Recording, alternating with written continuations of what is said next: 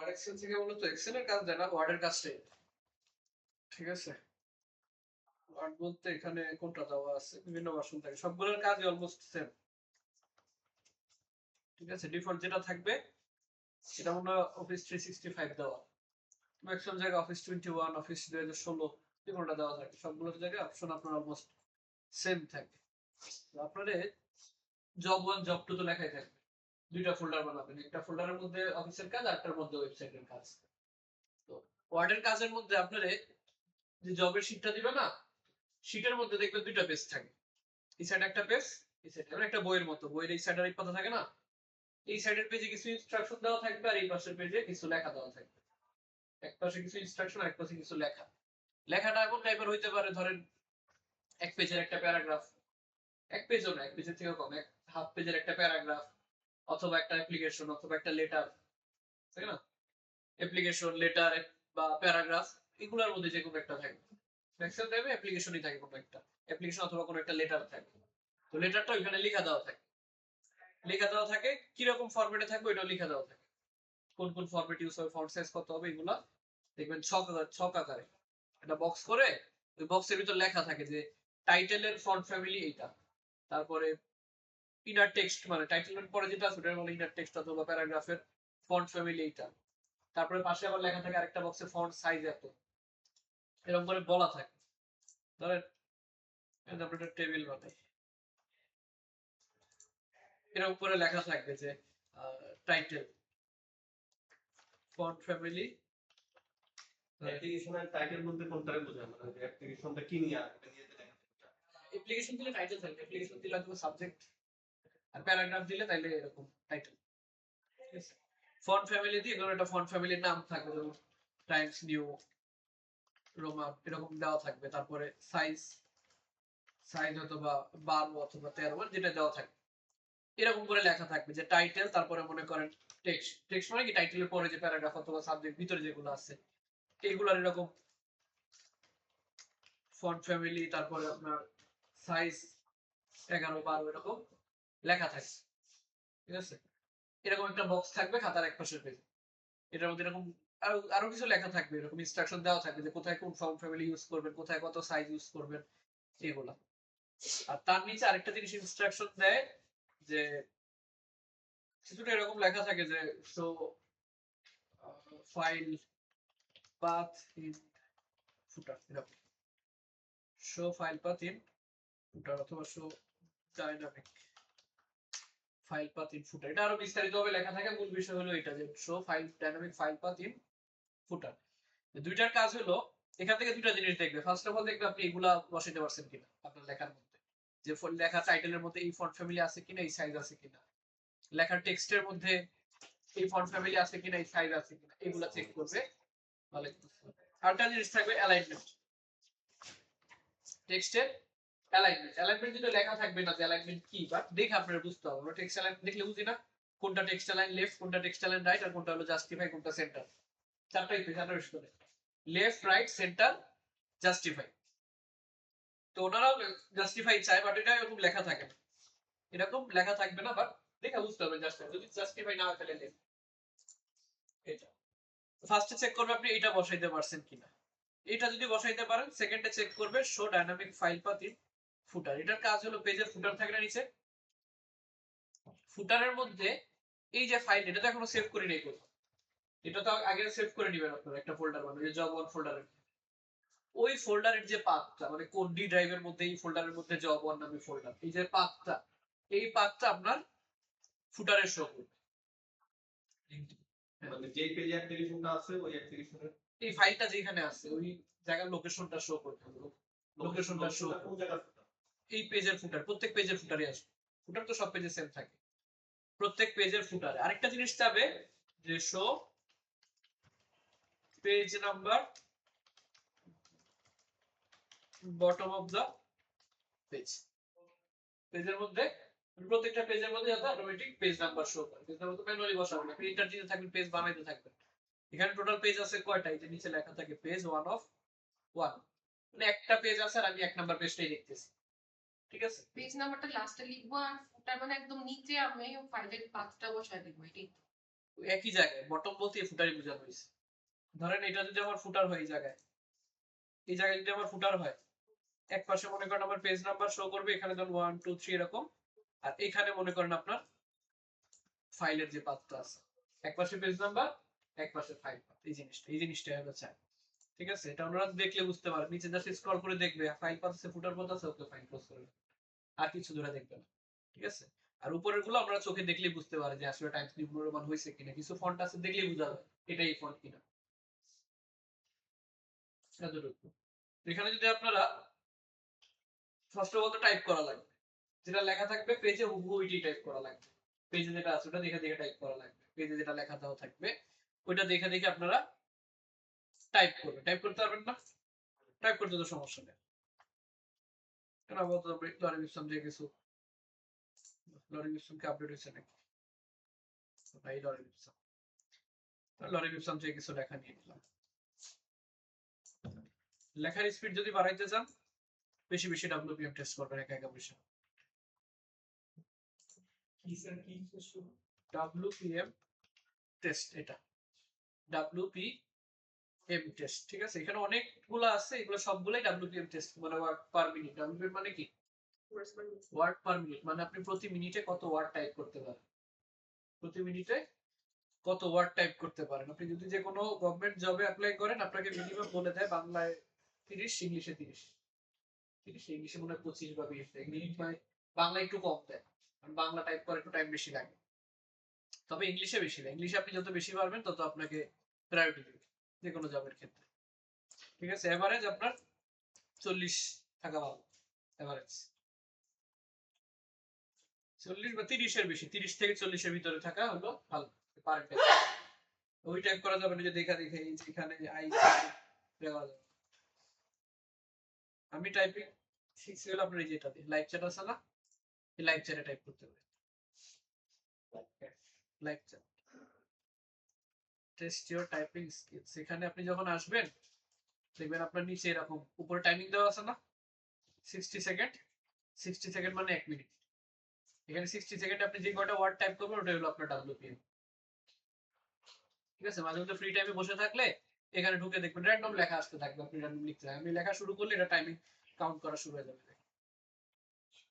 ঠিক আছে, আপনি যত ওয়ার্ড লিখবেন আমার এখানেও কাউন্টিং চলে আসবে। একটা ক্যারেক্টার হইছে, মানে একটা ওয়ার্ড হইছে 4টা ক্যারেক্টার, অ্যাকুরেসি 100%, ভুল করলে অ্যাকুরেসি কমতে থাকে। অ্যাকুরেসিও চায় অ্যারাউন্ড 90 97 97 8 এর মতো অ্যাকুরেসি চায়। এটা মাঝে মধ্যে টেস্ট করবেন, দেখবেন কত আসে, আস্তে আস্তে আস্তে আস্তে আস্তে আস্তে ইমপ্রুভ হবে। ঠিক আছে, তো ধরেন আপনি এখানে টাইপ করলেন, টাইপ করার পরে সবগুলোর আগে ধরেন এগুলো হলো কি বোল্ড, বোল্ড, ইটালিক, আন্ডারলাইন, এটা দিলে বোল্ড হয়ে যাবে, দিলে বোল্ড চলে যাবে। বোল্ড চায় না, এটা টেক্সট লাইন কি আছে, centre, centre, text line left, text line left দেওয়া আছে, যদি তাকাইলে দেখবেন কি দেওয়া, লেফট। জাস্টিফাই করতে গেলে সিলেক্ট করে জাস্টিফাই, জাস্টিফাইতে সবগুলো সমান থাকবে, দেখবেন এই পাশেও সমান, এই পাশেও সমান। তো পেজে যদি দেখেন যে এই পাশেও সমান আছে, এই পাশেও সমান আছে, তাহলে সিলেক্ট করে জাস্ট জাস্টিফাই। সেকেন্ড কাজ হলো টেক্সট লাইন জাস্টিফাই করছেন, ফন্ট অ্যাপ্লাই করা লাগবে। ধরেন এখানে যে কোনো একটা যদি টাইটেল হয়, ধরেন এতটুকু আমার টাইটেল, এতটুকু আমার টাইটেল, টাইটেলকে বলবে সেন্টারে রাখতে, সেন্টার করা যাবে না, টাইটেলটা ধরে সেন্টার। টাইটেল একটা ফন্ট ফ্যামিলি বলবে, লেখা থাকবে ওইখানে, ওইটা এখানে পেয়ে যাবে। আমি যেটা পাইছিলাম এই যে এটা এজেন্সি এফবি, এজেন্সি এফবি। আপনাদের সময় এটাও থাকতে পারে, অথবা অন্য কোনো ফন্ট চাইতে পারে, যেটাই চাবে এখানে লিখলেই পাবেন। ওই নামটা, নাম তো লেখাই থাকবে, দেখা দেখা জাস্ট এখানে সার্চ দিবেন পেয়ে যাবেন। আর এখানে আছে এমন কোনো ফন্টই দিবে, এর বাইরে দিবে না। এখান থেকে ফন্ট, এটা একটু বোল্ড, ফন্ট সাইজ 12 অথবা 13 এরকম দেয়। ঠিক আছে, ফন্ট সাইজ 12 অথবা 13 দেয়। আর মাঝখানে হলো লেখা, লেখা টেক্সট লাইন যেদিকে বলবে ওই সাইডে বসাতে পারেন না। আর এটা মনে হয় বলে Times new Roman, Times new, বুঝছো না,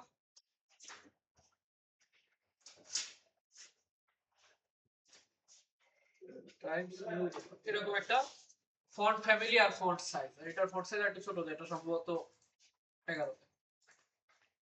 এটা ফিক্স থাকবে না, আপনার পেজে যেটা লেখা থাকবে আপনি জাস্ট ওটা দেখে দেখে সেম টু সেম ওই ফন্ট ফ্যামিলি ওই ফন্ট সাইজ একদম অ্যাকুরেট রাখবেন। একটা জিনিস মিস্টেক হলে ওনার চোখে ধরবে, টেক্সট লাইন না মিললে ধরবে, ফন্ট সাইজ না মিললে ধরবে, ফন্ট ফ্যামিলি না মিললে ধরবে। আবার অনেক সময় চাইলে এটাতে আন্ডারলাইনও দিতে পারে, আন্ডারলাইন যদি দিতে বলে তাহলে সিলেক্ট করে এই যে আন্ডারলাইন সিলেক্ট করে আন্ডারলাইন দিতে বললে দিবেন, না দিতে বলে দরকার নেই, পেপারে যেটা লেখা থাকে। এই হলো আমার লেখালেখির বিষয়, এটা থেকে আরো প্রবলেম হবে না আশা করি। লেখা ফন্ট সাইজ বসানো, ফন্ট ফ্যামিলি, এর বাইরে আর কিছু না। টেক্সটাইল প্রবলেম হবে যেটা ওই যে নিচে ফুটার দিয়ে কাজ করতে। ফুটারের মধ্যে যদি আপনি পেজ নাম্বার শো করাতে চান, ধরুন এটা আমার পেজ না, পেজে বাই ডিফল্ট একটা হেডার আর ফুটার বসানো থাকে, এই উপরে একটা খালি জায়গা আছে না, এটা হলো কি, এটা হেডার, আর নিচে তাহলে একটা ফুটার আছে না।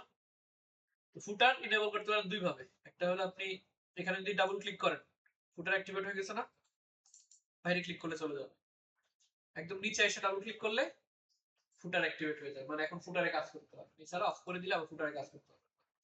আর ম্যানুয়ালি যদি করতে চান এখানে দেখবেন আপনার ইনসার্টের মধ্যে গেলে এই যে হেডার আর ফুটার, হেডার ফুটার একই জিনিস, সেখানে যদি আপনি ফুটারে অ্যাড করে দেন ওই ফুটার অ্যাড করতে পারবেন এখান থেকে, যেখানে টাইপ হেয়ার। তো এখানে আপনি পেজ নাম্বার শো করাইতে চান, আপনি ফার্স্ট অফ অল ফুটারটা অন করে নেবেন।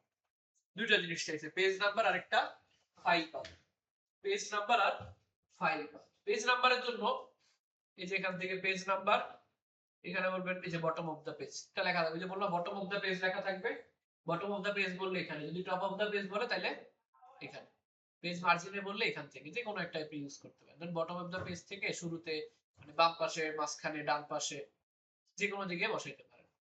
ধরেন এখান থেকে একটা বসাই দিলাম।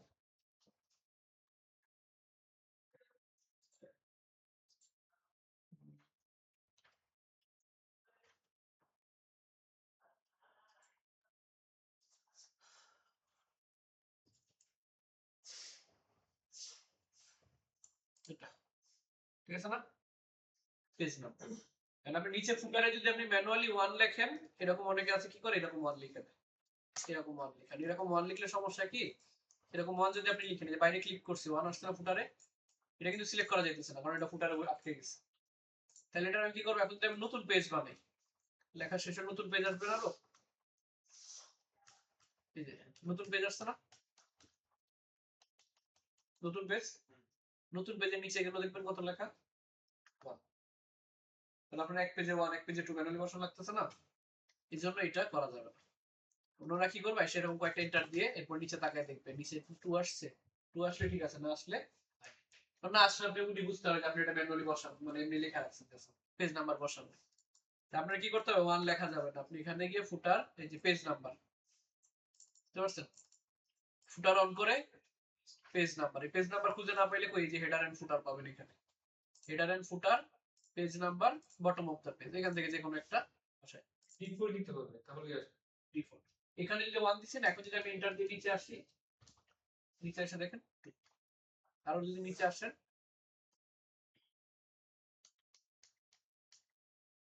3, মানে 1, যত নতুন পেজ আসলে অটোমেটিক নাম্বার বাড়তে থাকবে, এটা মূলত ওনার আছে যে অটোমেটিক নাম্বার বাড়বে। সেকেন্ড কাজ হলো ফাইল পাথ বসানো। ফাইল পাথ বসাইতে গেলে, ফাইল পাথ বসাইতে গেলে ধর এই পাশে ফাইল পাথ লাগবে না, একটা কিবোর্ডের ট্যাব প্রেস করুন, কিবোর্ডের ট্যাব। তো কিছু জায়গায় আছে কি করে জানেন, আমি নিজেই ধরা খাইতে গেছিলাম, আমাকে কি দেখাইছেন, মানে পরীক্ষা দিয়েছিলাম না, তোরা বললাম যে কি কিছু আসে, তো বললো হ্যাঁ এটা এটা আসে, ফাইল পাথ বসানো লাগবে, কেমনে বসাবো, বললো আপনি এই যে ফাইলে যাবেন, আরপিএল ফোল্ডার না, ধরেন যে কোনো একটা ফোল্ডার বানাই, এখানে একটা ফোল্ডার বানিয়ে নিলাম আমি জব 1 নামে, ঠিক আছে, এই ফোল্ডার লোকেশন লাগবে না, তাহলে কি এটা এমনি কপি করবেন, এখান থেকে কপি করে এখানে বসাই দিবেন, বুঝছে না, ওনার কথা ছিল এটা, ঠিক আছে, এটা তুমি বলছো কি হবে? বলছে মানে যে আমি শিখাইতে গেছিল সে আমাকে এটা বলছে, পরে আমি জানতে পারলাম আসলে বিষয়টা এমন না, ক্লিক করে যদি চলে যায়, ক্লিক করলে চলে যাওয়া লাগবে না, ওটা হলো হাইপার লিঙ্ক। এখন হলো কি এটা তো আপনার স্ট্যাটিক, স্ট্যাটিক আপনি কপি করে এটা বসাইছেন, আর ওনারা যেটা চায় সেটা হলো ম্যানুয়াল, মানে ডিফল্ট যেটা আছে ওনাদের ওয়ার্ডের ডিফল্ট সিস্টেম, ওয়ার্ডের ডিফল্ট সিস্টেমে দেখবেন যে এখানে এই যে কুইক পার্টস নামে একটা অপশন দেওয়া আছে, কি লেখা কুইক পার্টস এর মধ্যে দেখবেন ফিল্ড লেখা আছে। ফিল্ড মানে কি ঘর, ইনপুট বক্সের মতো।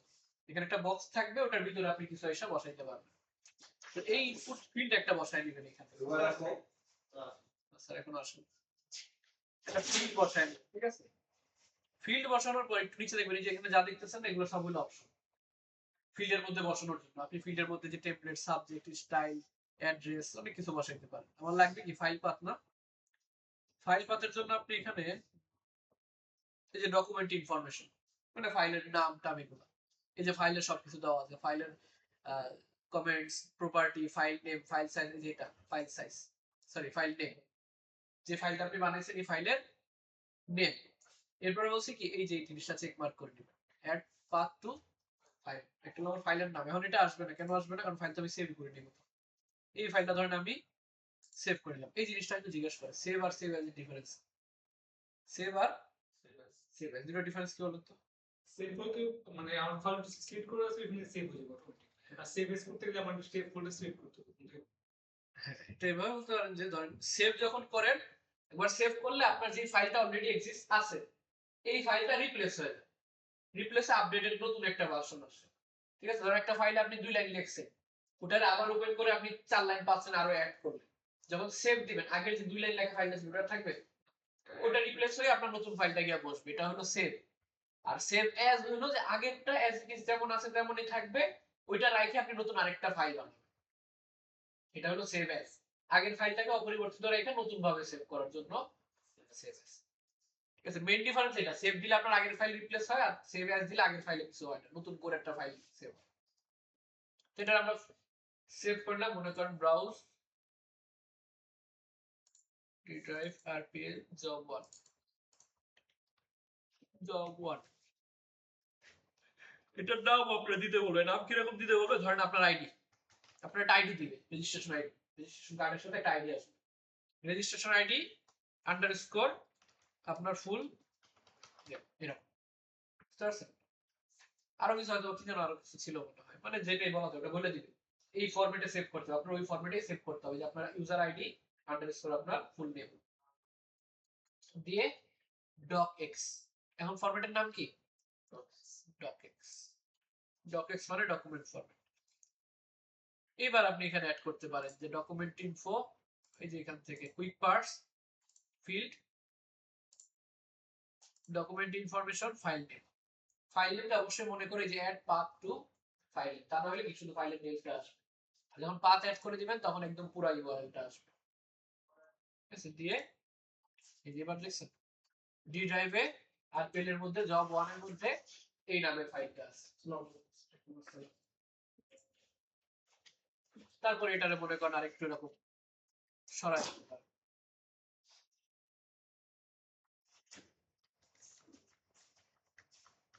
এই যে দুটো দুই পাশে চলে আসছে না? এই আছে। এখন আপনি যদি এটা নিচে আসেন দেখবেন পরের পেজে ওই যে 2 ফাইল, পরের পেজে গেল পেজ নাম্বার 3 ফাইল। স্যার এটা কেমনে বুঝবে যে এটা আমরা হাতে লিখে নিয়েছি? কি ক্লিক করে দেখবে। এটা হাইপারলিংক তো হয়নি। হাইপারলিংক যদি অ্যাড করতে বলে তাহলে ওই যে এখান থেকে পুরোটা সিলেক্ট করছেন না, এই যে এতটুকু সিলেক্ট করে এখানে দেখবেন যে হাইপারলিংক দেওয়া আছে, বুঝলেন? এই যে ইনসার্ট হাইপারলিংক, হাইপারলিংক হচ্ছে অফিস 365 এর হাইপারলিংক কোথায়? ইনসার্ট, এই লিংক কি মনে হয় এই যে এটা, এটা হাইপারলিংক, এটা নাম হচ্ছে লিংক। লিংকে গিয়ে এই পুরোটা যেটা কপি করছেন না এটা পেস্ট করে দিবেন। এই যে এটা কপি করে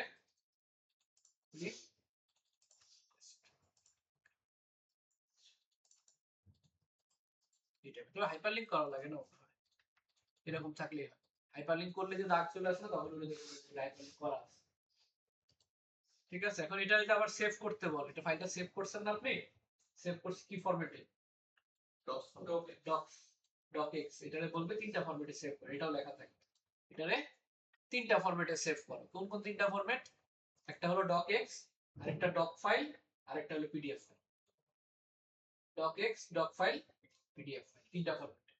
বাই ডিফল্ট আমরা যে সেভ করি কি ফরম্যাটে সেভ হয় docx এইটারে আপনার সেম নামে তিনটা ফরম্যাট লাগবে তিনটা ফাইল লাগবে docx তো বাই ডিফল্ট আছে একবার যখন সেভ করবেন আর কি কি লাগবে doc আর pdf ডকে সেভ করার জন্য ফাইল সেভ অ্যাজ যেহেতু আগেরটা আমরা সেভ করব সেভ অ্যাজ সেম ফোল্ডারের মধ্যেই সেম না জাস্ট সেভ অ্যাজ টাইপ কি ডকুমেন্ট দেওয়া আছে ডকেক্স এখান থেকে কি করে দিব ডক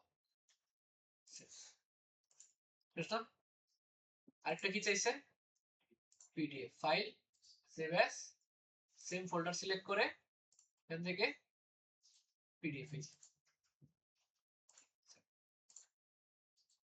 শোনা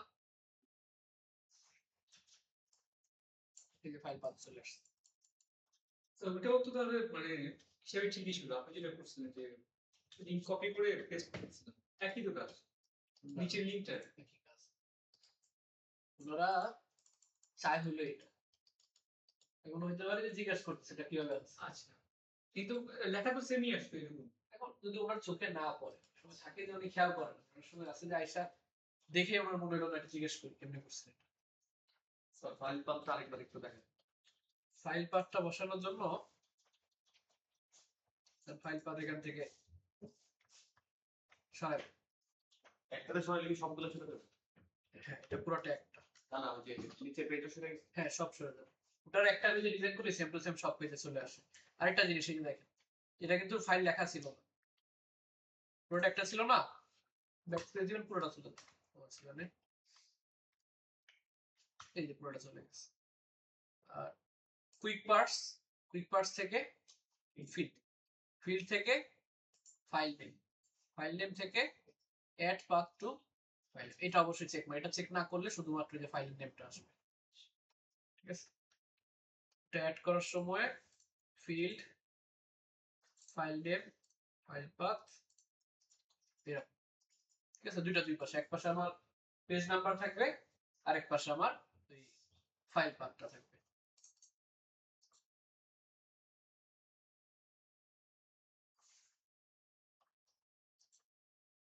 এটাই মূলত ওয়ার্ডের যে জবটা একটা ডক ফাইল দেখবে একটা docx ফাইল আর একটা পিডিএফ আর আর কিছু বলে আর কিছু লাগে না এগুলাই লেখা তবে ফুটারে অনেকগুলো অপশন আছে জবের জন্য এতটুকুই লাগে জবের জন্য জাস্ট আপনার এক পাশে পেজ নাম্বার আরেক পাশে ফাইল পাথ ঠিক আছে তবে ফুটারে ডিফারেন্ট অপশন আছে যে different first page different order event কারণ বাই ডিফল্ট কি হয় আমরা একটা ফুটার বসাইছি সব পেজে সেম ফুটার চলে আসে তবে অনেক সময় কি ডিফারেন্ট ফার্স্ট পেজ মানে অনেকে চায় না ফার্স্ট পেজে ফুটার থাকুন ফার্স্ট পেজটা মূলত কভার পেজ থাকে কভার পেজ অথবা উপরে যে পেজটা থাকে কভার পেজের পেজটা এই জায়গায় এজন্য করা হয় কি ডিফারেন্ট ফার্স্ট পেজ করলে দেখবেন ফুটারটা একটু চেঞ্জ হয়েছে এখানে আগে লেখা ছিল শুধু ফুটার এখন কি লেখা ফার্স্ট পেজ ফুটার এখন ফুটার হয়ে গেছে দুইটা একটা হলো ফার্স্ট পেজের ফুটার আর একটা হলো বাকি সব পেজের ফুটার তার মানে ফার্স্ট পেজে যেটা থাকবে এটা হলো first page header first page footer আর পরের পেজগুলোতে নরমালি হেডার তাহলে ডিজাইন করা লাগবে আপনার দুইটা ডিজাইন করা লাগবে দুইটা যে সেকেন্ড ফুটারে আমার পেজ নাম্বার আর আছে না আর ডিফারেন্ট ফার্স্ট পেজটা ধর আমি খালি রাখবো এর ফলে কি হবে আমি যদি এটা এখন সেভ দিই যে ফাইল সেভ অ্যাজ পিডিএফ আকারে এটা রিপ্লেস করে দিলাম এখন দেখেন এই যে আমার ফার্স্ট পেজ না ফার্স্ট পেজে কিন্তু কোনো ফুটার নেই ফার্স্ট পেজে কোনো ফুটার আছে হয়ে গেল এই যে ফার্স্ট পেজে কোনো ফুটার নেই সেকেন্ড পেজে গিয়ে আমার ফুটার আছে যে 2 3 ফার্স্ট পেজটা কাউন্ট হয়েছে কিন্তু বাট ওটার মধ্যে কোনো ফুটার নেই আবার অনেক সময় চাইলে ওটার ফুটারটি একটু অন্যরকম করে রাখতে পারে তাই না ফার্স্ট পেজে ফুটারটি একটু অন্যরকম রাখে বাকিগুলো আবার অন্যরকম রাখে এটার জন্য মূলত এটা ইউজ করা হয় যে ডিফারেন্ট ফার্স্ট পেজ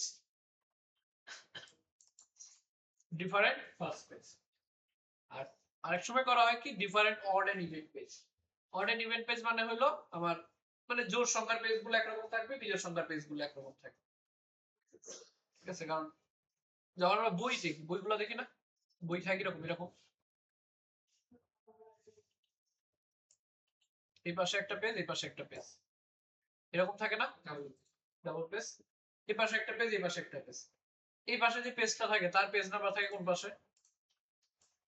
এরকম যদি দুইটা পেজ হয়, এই পাশে একটা পেজ, এই পাশে একটা পেজ, খেয়াল করবেন এই পাশের পেজ নাম্বারটা থাকে এই জায়গায়, এই কর্নারে। এই পাশের পেজ নাম্বারটা থাকে কই? এই কর্নারে। এরা যদি নিচে নিচে বসে তাহলে কি একটা বামে একটা ডানে, একটা বামে একটা ডানে, এরকম না? এই প্রসেস। এখন নরমালি এমন করে প্রিন্ট করলে তোমার সবগুলো এক সাইডে আসবে, এক সাইডে আসবে না? তখন করা হয় কি, এখানে বলা হয় different odd and even page. এই পাশে থাকে কোনগুলা? 1 3 5 7 এগুলো থাকে different odd and even page. এটা কোনটা? Odd page header. তো অড পেজের হেডারে গিয়ে আপনি একটা ফুটার অ্যাড করলেন যে page number top of the page. Top of the page এটা সুন্দর দেখে পেজ নাম্বার বসাই দিন। আপনি করেন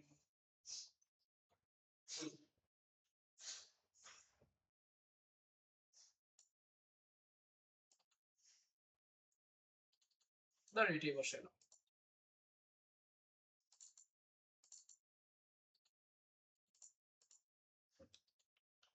অনেক বড় এরকম ধরেন এই পাশে পেজ নাম্বার বসাইলাম না? আর একটু নিচে যখন আসবো তখন কি বলবে? ইভেন্ট পেজ এটা। এগুলো হলো আমার জোড় সংখ্যা পেজ। অডটা হলো কি বিজোড় সংখ্যার জন্য, ইভেন্ট গুলো হলো জোড় সংখ্যা। ইভেন্ট পেজের হেডারে গিয়ে আমরা বললাম যে page number top of the page, এটা বসাইলাম কোন সাইডে?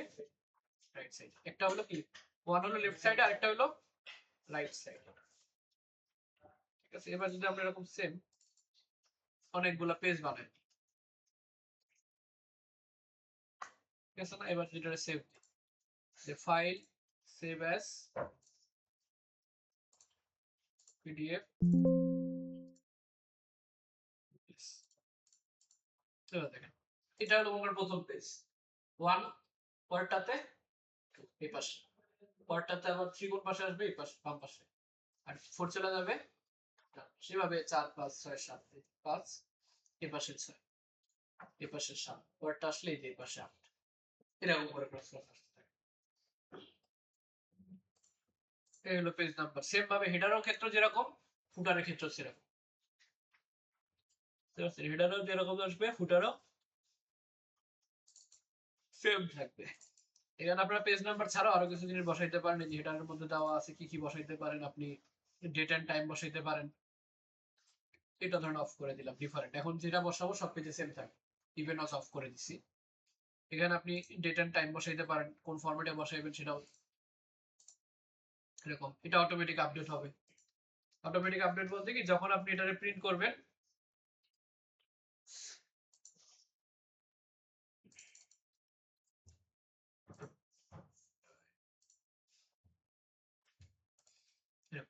এটা যেই তারিখে ফাইলটাকে ওপেন করবে ওই টাইমটাই শো করবে। ঠিক আছে, এটা যে 8 তারিখ থেকে সবসময় 8 তারিখ এমন। কেউ 10 তারিখে ওপেন করলে ওইটা শো করবে, 12 তারিখে ওপেন করলে ওইটা শো করবে। আবার ডেটের সাথে টাইমও আছে, ডেটের সাথে টাইমও দেওয়া থাকে। যেরকম ধরেন 2:52 PM টাইম বসানো আছে না? তো এটাতে সুবিধা হয় কি, পেজটা যখনই কেউ প্রিন্ট করুক টাইমটা রয়ে যাবে যে কখন প্রিন্ট করা হয়েছে। এগুলো মূলত ওই যে এগুলো থাকে না, কি বলে, এইচআর অ্যাপ্লিকেশন গুলা। অফিসের এইচআররা কি করে, আপনাদের অ্যাপ্লিকেশনের একটা ফরম্যাট দিয়ে দেয় ওয়ার্ড ডকুমেন্টে। ধরেন আমার ছুটি লাগবে একদিন, ছুটি লাগলে আমার কি নিজের অ্যাপ্লিকেশন লেখা লাগতো না? এইচআর সিস্টেম হয় কি, আপনার নিজের অ্যাপ্লিকেশন লেখা লাগে। আপনার ওনারা একটা ফরম্যাট দিয়ে দেয়, ওয়ার্ডে একটা ফর্ম দিয়ে দিবে, এটার আপনি ফিল আপ করে প্রিন্ট করে জমা দিন। তো প্রিন্ট যখন করবেন আপনার একটা সোর্স দরকার, কত তারিখে জমা দিচ্ছেন আপনি, ছুটি কবে নিচ্ছেন, জমা দিচ্ছেন কখন, কয়টা বাজে জমা দিচ্ছেন, ঠিক আছে না, কখন প্রিন্ট করছেন এটা। তখন মধ্যে এরকম ওই যে নিচে এরকম ফুটারের মধ্যে একটা টাইম বসে, আর এটা যেই প্রিন্ট করবে। তাহলে ইন কেস আমি এটা সেভ করে রেখে দিলাম, সেভ করে রেখে দিচ্ছি না? এখন ইন কেস এখন যদি আবার এটা ওপেন করি, কোনটা সেভ করছি, ডক না ডকেটস,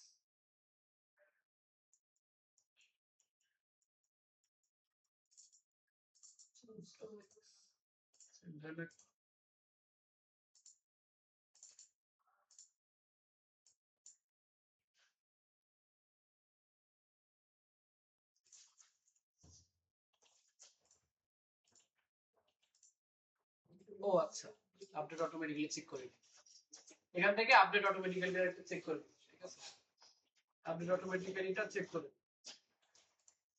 এরকম। তো আপনার এক্সাক্ট যে ডেট আর এক্সাক্ট যে টাইম ওই টাইম চলে আসে যে কয়টা আপনার পিসিতে বাজে। এই হলো আপনার ডেট এন্ড টাইম। তারপর ডকুমেন্ট ইনফো আছে, এখান থেকে এই যে এখান থেকে অপশন দেওয়া আছে ফাইল পাথ, এখানে ফাইল পাথ আসে কিনা এটাতে ফাইল পাথ।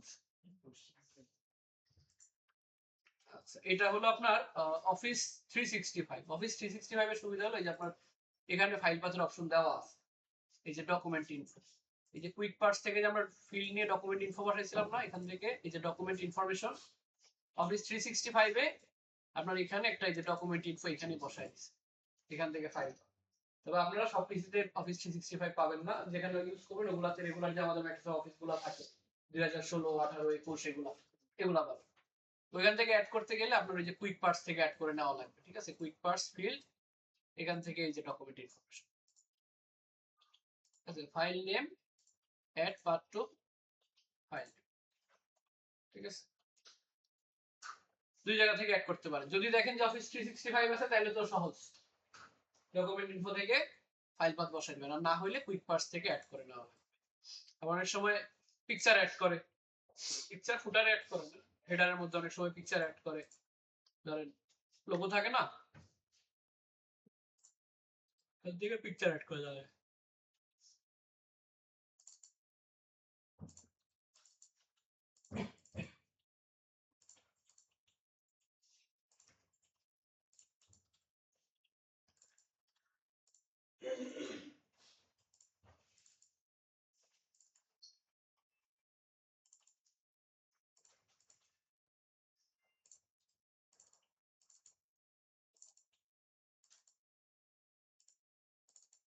একটা তো এই টাইপের অনেক বড় হয়ে গেছে না, এটা টাইম ছোট বানাইতে হয়।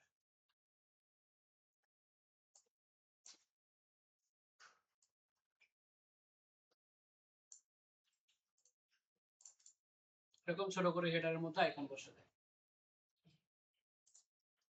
ফাইল সেভ পিডিএফ, তাহলে সব পেজের উপরে উপরে আপনার এরকম কোম্পানির লোগো চলে আসে। যে লেটার প্যাড বানান, লেটার প্যাড এরকম লেটার প্যাড প্রত্যেক পেজের উপরে উপরে আপনার প্রিন্ট করলে অটোমেটিক আইকন চলে আসে। আর এই জিনিসগুলো যে আপনি হেডারে অ্যাড করতেছেন না, এই সেম জিনিসগুলো আপনি ফুটারে অ্যাড করতে পারবেন, দুই জায়গায় সেম অপশন, ঠিক আছে? আর অনলাইন পিকচার্স থেকে আপনি অনলাইনে সার্চ করে কোনো পিকচার যদি আপনি অ্যাড করতে চান, এগুলা ডেমো ইমেজ দেওয়া থাকে। এই হলো এক বিষয়। আর আরেকটা বিষয় হলো যখন আমরা কিছু ঠিক না কোচিং সেন্টারে শিট টিট থাকে, পিছনে ওয়াটারমার্ক দেওয়া থাকে,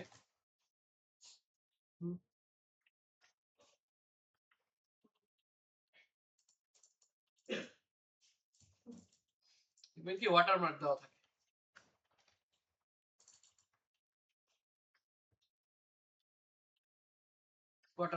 ওয়াটারমার্ক দেওয়ার জন্য কি করতে হয়? এখান থেকে দেখবেন এই যে insert insert insert insert watermark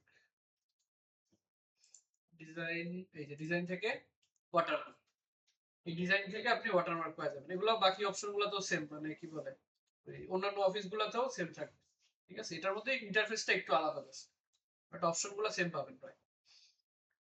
তো ওয়াটারমার্ক মূলত দুই টাইপের হয়, একটা হলো আপনার টেক্সট ওয়াটারমার্ক আর একটা হলো আপনার ইমেজ ওয়াটারমার্ক। কেউ কেউ টেক্সট ইউজ করে যে ডু নট কপি, কপিরাইট এরকম লেখা থাকে, আর কেউ কেউ যে কোচিং সেন্টারের লোগো অথবা ইমেজ টিমেজ বসায় দেয় লেখার পিছনে।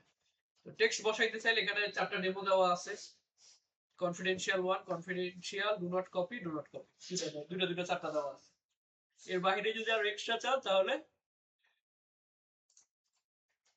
তাহলে কাস্টম ওয়াটারমার্ক, ঠিক আছে? কাস্টম ওয়াটারমার্কে গেলে দুটো অপশন পাবেন, একটা হলো আপনার পিকচার আর একটা টেক্সট, একটা পিকচার আর একটা টেক্সট।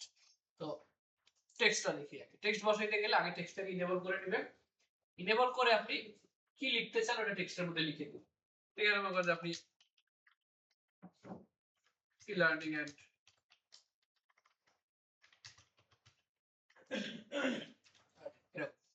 এটার ফন্ট ফ্যামিলি কিরকম দিতে চান আপনি সেটা বসাইতে পারেন, ফন্ট ফ্যামিলি কোনটা লাগবে, সাইজ কত হবে ফন্ট সাইজ, আর কালার কিরকম হবে। সেমি ট্রান্সপারেন্ট মানে কি একটু হালকা গুলো হবে, মানে ব্ল্যাক টাইপ, ঠিক আছে? আরেকটা আছে ডায়াগোনাল, আরেকটা হরিজন্টাল। ডায়াগোনাল মানে কি? একটু বাঁকানো, মানে কোনাকুনি আর কি। আর হরিজন্টাল মানে এক লাইন সমান। দিয়ে এখান থেকে আপনি যে অ্যাপ্লাই দিবেন, দেখবেন ওই যে পিছনে দেখছেন চলে আসছে যে পিছনে পিলার, এটা তো লেখার উপরে আসে, লেখার পিছনে ওয়াটারমার্ক আর কি, যে কালারটা ওইটা দেওয়া তো ওই কালারটাই আসছে। এখান থেকে যে কাস্টম ওয়াটারমার্কিং এ আপনি কালার চাইলে এরকম চেঞ্জ করে দিতে পারেন। তুমি যে হালকা একটু কালার চেঞ্জ হয়ে গেছে, এরকম কালার চেঞ্জ করে নিতে পারেন। তবে বেশিরভাগ সময় এরকম ইয়েই থাকে, এরকম কালারই থাকে, হালকা কালার, মানে সাদা কালার থাকে, লাল নীল থাকে না। এটা হলো আপনি যদি টেক্সট বসাইতে চান। আর যদি ইমেজ বসাইতে চান তাহলেও সেম কাস্টম ওয়াটারমার্ক পিকচার, এখান থেকে পিকচারটা বানিয়ে নিতে হবে। পিকচারটা সিলেক্ট করে এখানে দুটো অপশন আছে, একটা হলো সিলেক্ট পিকচার আর একটা স্কেল। ফার্স্টে পিকচার সিলেক্ট করে নিতে হবে একটা, যে ছবি আপনি চান। এটারই বসাইলাম, দিয়ে বলবেন অ্যাপ্লাই। পিছনে বসে গেছে না, পিছনে ছবিটা বসে গেছে ওয়াটারমার্ক। ঠিক আছে, এটারে বড় ছোট করতে চাইলে এই যে এখান থেকে ওয়াটার ইয়া দেওয়া আছে, স্কেল দেওয়া আছে। 50% দিলে অ্যাকচুয়াল যে সাইজ তার অর্ধেক হয়ে যাবে।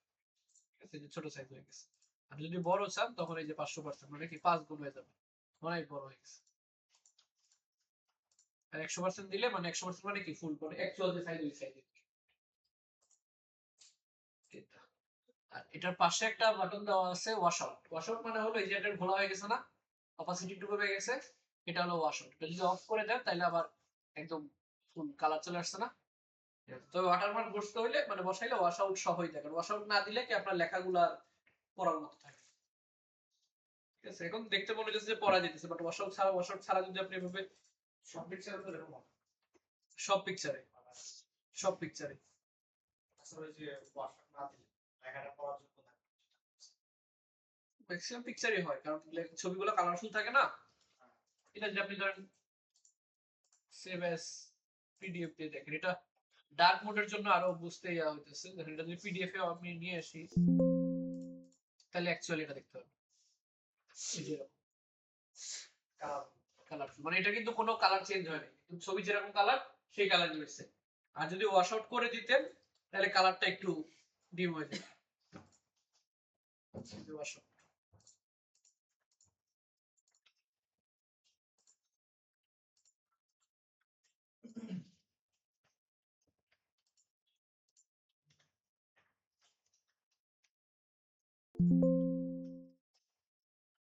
ঠিক আছে, এটা হলো কি ওয়াশ আউট ছাড়া, আর এটা হলো ওয়াশ আউট সহ। দেখছেন এটাতে লেখাগুলো ভালো পড়া যাইতেছে, এটা তো পড়া যাইতেছে, বাট ছবিটা মনে হইতেছে যে বুঝা যাচ্ছে যে আসলে ওয়াটার, মনে হইতেছে লেখার পিছনে ছবি চলে আসছে। এভাবে আপনি ওয়াটারমার্ক সেট করতে পারেন। আর ওয়াটারমার্ক রিমুভ করতে গেলে আবার সেম ডিজাইন থেকে ওয়াটারমার্ক, রিমুভ ওয়াটারমার্ক, এই সব অপশনগুলো পাইছি কোথায়? Custom watermark. আর ডিলিট করার জন্য রিমুভ ওয়াটারমার্ক। টেক্সট থাকুক ইমেজ থাকুক পুরোটাই চলে যাবে। তারপর আপনার পেজ কালার সেট করা যায়, যদিও পেজ কালার সেট করে কোনো লাভ নাই, কারণ আলটিমেটলি এটা প্রিন্ট হয় না, প্রিন্টারে কোনো কালার দেয় না। এই কালারটা আপনার ধরেন আমি যদি নীল কালার দিই না, কারণ আমি যদি এরকম আউটপুট চাই, আমার প্রিন্টারে এই কালারের কাগজ দিতে হবে। ঠিক আছে, এটা যদি আমি প্রিন্টে দেন না, কন্ট্রোল পি দিয়ে তো প্রিন্ট দেখা যায়, প্রিন্ট প্রিভিউ দেখা যায়। এটা হলো জাস্ট দেখার জন্য ফার্স্ট অফ অল। আর সেকেন্ড হলো কেউ পিডিএফ বানায় দেন অনেকে, পিডিএফ বানায় শেয়ার করার জন্য। পিডিএফও যায়, আপনি যেটা পিডিএফও বানান, প্রিন্টে গেলে কালার চলে আসবে।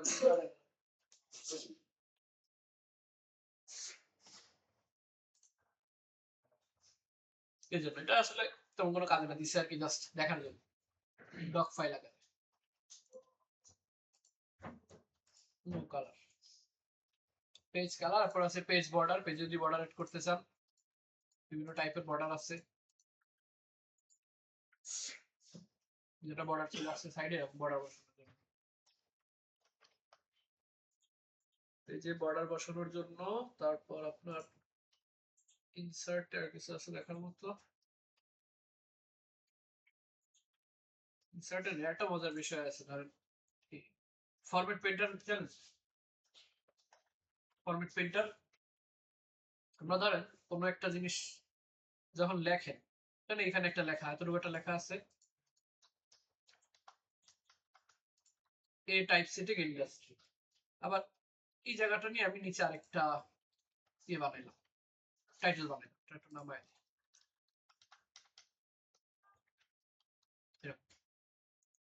এখানে একটা টাইটেল আছে, তারপর একটা প্যারাগ্রাফ, নিচে আরেকটা টাইটেল, নিচে আরেকটা প্যারাগ্রাফ।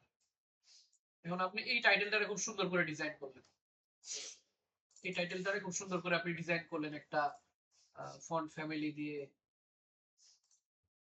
তারপর টেক্সট অ্যালাইন দিয়ে, এটার একটু কালার দিয়ে, কি দেওয়া যায়, একটু আন্ডারলাইন দিয়ে, এই যে অনেকগুলো ডিজাইন করছেন না, এটাও একটা টাইটেল। আপনি চাইতেছেন এই টাইটেল আর এই টাইটেল সেম হোক, তাহলে কি আমার এটারে সিলেক্ট করে আবার font size, font family, colour, underline চারটা জিনিস নতুন করে দেওয়া লাগবে, সব কাজ করা লাগবে।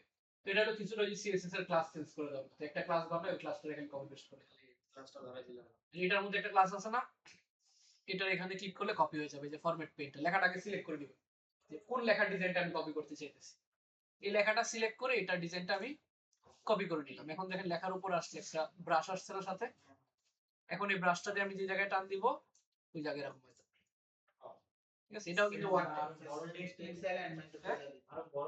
পুরোটা সিলেক্ট করবেন,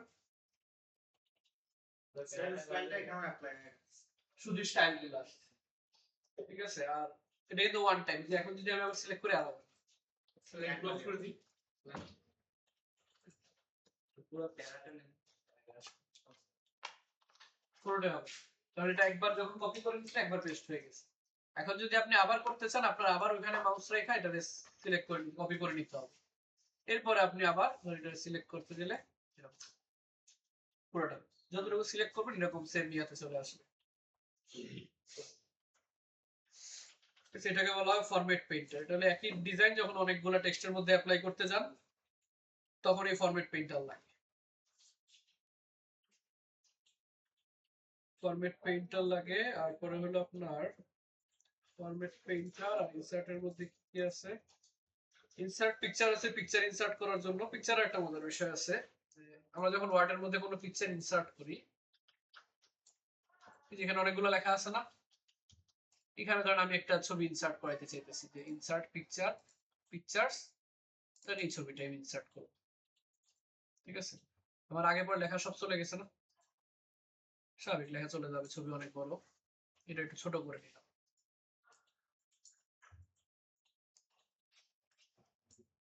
এরকম এখন এই ছবিটা আমার মুভ করার জন্য আমি মুভ করতে পারতেছি, দেখছেন ফ্রিলি মুভ হবে, লেখার মাঝখানে মাঝখানে যেতেছে না, এটারে মুভ করার জন্য কতগুলো অপশন আছে, যে আমরা ফ্লেক্স র‍্যাপ দেখছিলাম না, ফ্লেক্স র‍্যাপ, যে আমার ফ্লেক্সিবল বক্সগুলো মুভ হবে বাট বক্সের সাইজ চেঞ্জ হবে না, বক্সের সাইজ চেঞ্জ হবে না, এটার মধ্যে এরকম র‍্যাপ আছে, এই যে র‍্যাপ টেক্সট, এখানে অনেকগুলো অপশন আছে, একটা হলো inline with text, square, tight, through, top bottom, behind text, front of text, এই কয়টা অপশন, ঠিক আছে? স্কোয়ার মূলত হলো যে এটার চারদিকে একটা স্কোয়ার বর্ডার সমান খালি রাখবে, দেখছেন চারদিকে একটা স্কোয়ার খালি হয়েছে না, এটার এখন আপনি ফ্রিলি যে জায়গায় রাখবেন দেখুন ওই জায়গাটাতে স্কোয়ার হয়ে গেছে, লেখা কিন্তু গায়েব হয়নি, ওই লেখা জাস্ট পরে এখান থেকে, যে পেইন্টার পরে টুকটা শুরু হয়েছে এখান থেকে।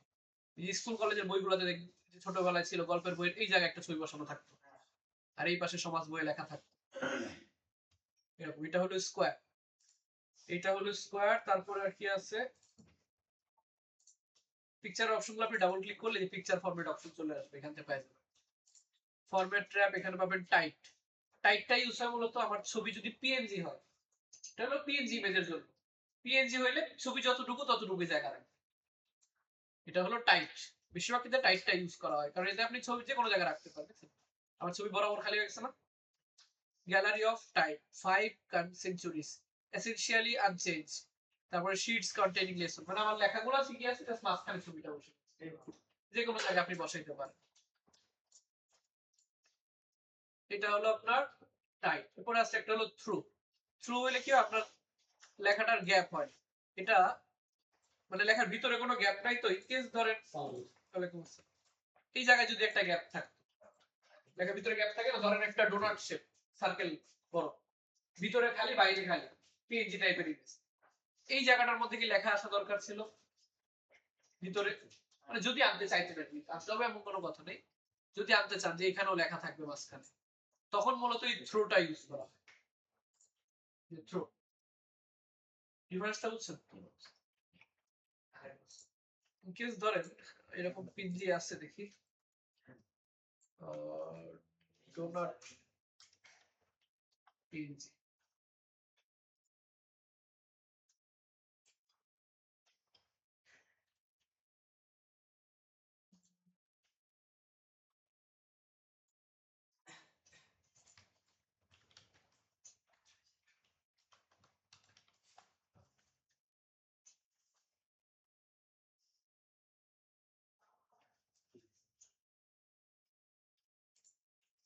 এই যে এই টাইপের পিএনজি ইমেজ।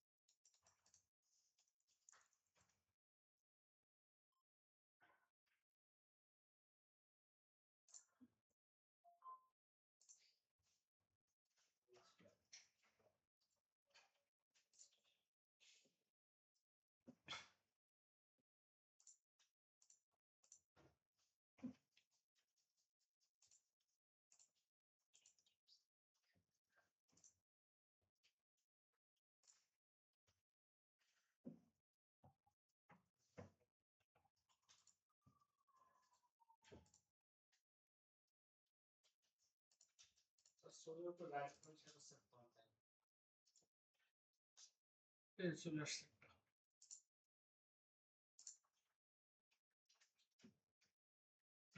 এই যে এই টাইপের ছবি, এই ছবিটারে যদি আমি আমার ইয়ার মধ্যে নিয়ে আসি, ডকুমেন্টের মধ্যে নিয়ে আসি, হয়ে গেল অনেক বড় ছবি, এটা ছোট করে নিই,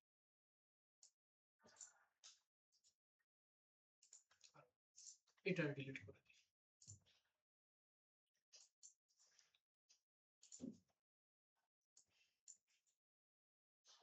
এখন এটার একদম বাহিরে একটা বক্স আছে না, বক্স আছে, এটা যদি আমি বলি যে পিকচার ফরম্যাট টাইট, তাহলে চতুর্দিকে সরে যাবে না আমার সার্কেল অনুযায়ী লেখাগুলা, আর এই ভিতরে খালি জায়গা আছে না, এটা ট্রান্সফার, ভিতরে তো খালি, ভিতরে কি কোনো লেখা আসছে?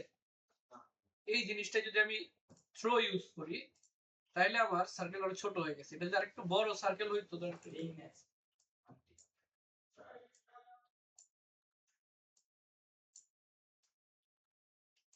জায়গা পায়।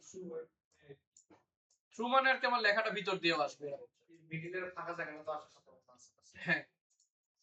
ধর ইন কেস ইউ শেপের কোনো ইমেজ যদি হইতো, ভিতরে খালি না, লেখাটা ভিতরে থ্রো হয়ে যাবে, এইটাকে বলা হয়েছে থ্রো, না গোয়িং থ্রো, যতটুকু যাওয়ার জায়গা থাকে যতটুকু ভিতরের দিকে লেখা আসে। আর যদি টাইট দেন, টাইট আর থ্রো অলমোস্ট সেম, সেম কিন্তু টাইট দিলে জাস্ট লেখাটা বাইরেই থাকবে, আর থ্রো দিলে লেখাটা ভিতরে হয়েও যাওয়ার সম্ভাবনা থাকে, এতটুকু ডিফারেন্স। এটা হলো আমার টাইট আর থ্রো। আরেকটা হলো টপ বটম, জাস্ট উপর নিচে খালি করে দিবে, যতটুকু লেখা আছে ততটুকু রাখবে, উপর নিচে একদম খালি করে, উপর নিচে খালি হয়ে গেছে, মানে ডানে বামে কোনো জায়গা নেই এরকম। এগুলো হলো পিকচার বসানোর অপশন, ঠিক আছে। ইনসার্ট পিকচার, শেপ আছে, শেপ বসাইতে পারেন, চার্ট বসাইতে পারেন, টেবিল বসাইতে পারেন, এরকম কি আসে না, ডাবল ক্লিক করেন ছবিতে, ডাবল ক্লিক করেন, হ্যাঁ উপরে দেখেন পিকচার অপশন আছে, এই যে এখানে ছবিতে যখন ডাবল ক্লিক করবেন, এই যে পিকচার ফরম্যাট নামে একটা অপশন আসবে, অথবা ছবিতে রাইট বাটন ক্লিক করলে এটা পাবেন। ছবিতে রাইট বাটন ক্লিক করলে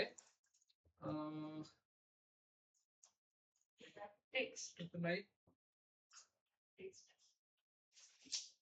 এটা কত ভার্সন, হ্যাঁ এগুলাই এই অপশন গুলা পাবেন। এই অপশন গুলো পাবেন। তারপরে হলো আপনার টেবিল অ্যাড করতে পারেন ওয়ার্ডের মধ্যে। এখানে ইনসার্ট থেকে টেবিল, ইনসার্ট টেবিল, এখান থেকে এরকম যে কয়টা রো কলাম আপনার লাগে একটা হলো এখান থেকে আপনি ডায়াগ্রাম থেকে সিলেক্ট করে নিতে পারেন, অথবা ম্যানুয়ালি ইনসার্ট টেবিল থেকে আপনার কয়টা রো লাগবে কয়টা কলাম লাগবে এটা বলে দিতে পারেন। 5টা রো, সরি 5টা কলাম আর 2টা রো লাগবে, এরকম 5টা কলাম 2টা রো লাগবে, এরকম বসাইতে পারেন। আর টেবিল বসানোর পরে আবার চাইলে আপনি ম্যানুয়ালি অ্যাড করতে পারেন। যেমন এখানে রো আছে কয়টা, 2টা, আরো রো দরকার হইতে পারে নিচে, তখন জাস্ট নিচে আইসা যে কোনো ফিল্ডে রাইট বাটন ক্লিক করে ইনসার্ট, ইনসার্ট, ইনসার্ট থেকে left right above below, left right above below, নিচে লাগলে কি নতুন চলে আসবে। ইনসার্ট বিলো, ইনসার্ট বিলো, এরকম অ্যাড করে নিতে পারে। ডানে বামে চাইলে ওই যে ডানে রেখা জাস্ট এখান থেকে ইনসার্ট লেফট, লেফট দিলে কলামের লেফট সাইডে অ্যাড হইছে, রাইট দিলে এই দুটোর মাঝখানে এসে অ্যাড হইছে। এরকম অ্যাড করতে পারেন। আর এগুলোর মধ্যে যখন লিখবেন আরেকটা অপশন আছে, যখন আপনি ইনসার্ট করেন না টেবিল, ম্যানুয়ালি ইনসার্ট টেবিল, এখানে দেখেন লেখা থাকে ফিক্স কলাম উইথ অটো, কলামের উইথ আপনি ফিক্স করে দিতে পারেন। একটা হলো অটো মানে আপনার ডানে বামে যতটুকু জায়গা আছে, যে জাস্টিফাই করলে এতটুকু আসে না, এই পুরো জায়গা জুড়ে সে নিজেরা ভাগ করে নেবে যে 5টা কলাম হলে কতটুকু কতটুকু লাগে। আরেকটা হলো অটো ফিট টু কন্টেন্ট, আপনার ভিতরে কন্টেন্ট যতটুকু আছে ওটার মধ্যে চাইপা চলে আসবে, এটা দিলে আবার ছোট হয়ে যাবে, এরকম ছোট হয়ে গেছে না, এটারে ডিলিট করে একটা নতুন ইনসার্ট, ইনসার্ট টেবিল। যদি বলেন অটো ফিট টু কন্টেন্টস তাহলে এরকম ছোট হয়ে আসবে, কন্টেন্ট যতটুকু ততটুকু, কন্টেন্ট অনুযায়ী সাইজ দিতেছে না,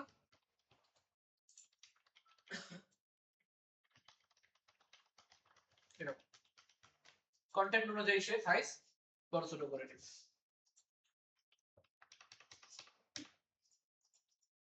তবে ভালো হলো ইনসার্ট উইথ ইয়া ইউজ করা, এই যে insert table fix column with auto, তাহলে কি হয় আপনার দুই পাশে যতটুকু জায়গা আছে কিছুটা যে এরকম অটো ফিট টু উইন্ডো, মানে আপনার পেজ যতটুকু আছে ততটুকু জুড়ে সে ভাগ করে। আর এটার ভিতরে যখন লিখেন আপনি এরকম লিখতেছেন না, লেখাগুলো কিন্তু একটা কর্নারে আছে, কর্নারে না বাই ডিফল্ট উপরের কর্নার, এগুলো যদি মাঝখানে আনতে চান টেবিলে এসে ডাবল ক্লিক করবেন, দেখবেন এই যে টেবিল লেআউট পাবেন, টেবিল লেআউট, টেবিল লেআউটের মধ্যে দেখবেন অ্যালাইনমেন্ট দেওয়া আছে, এই যে অ্যালাইনমেন্ট, এই যে সেন্টার, আচ্ছা সিলেক্ট করবেন, পুরোটা সিলেক্ট করে সেন্টার,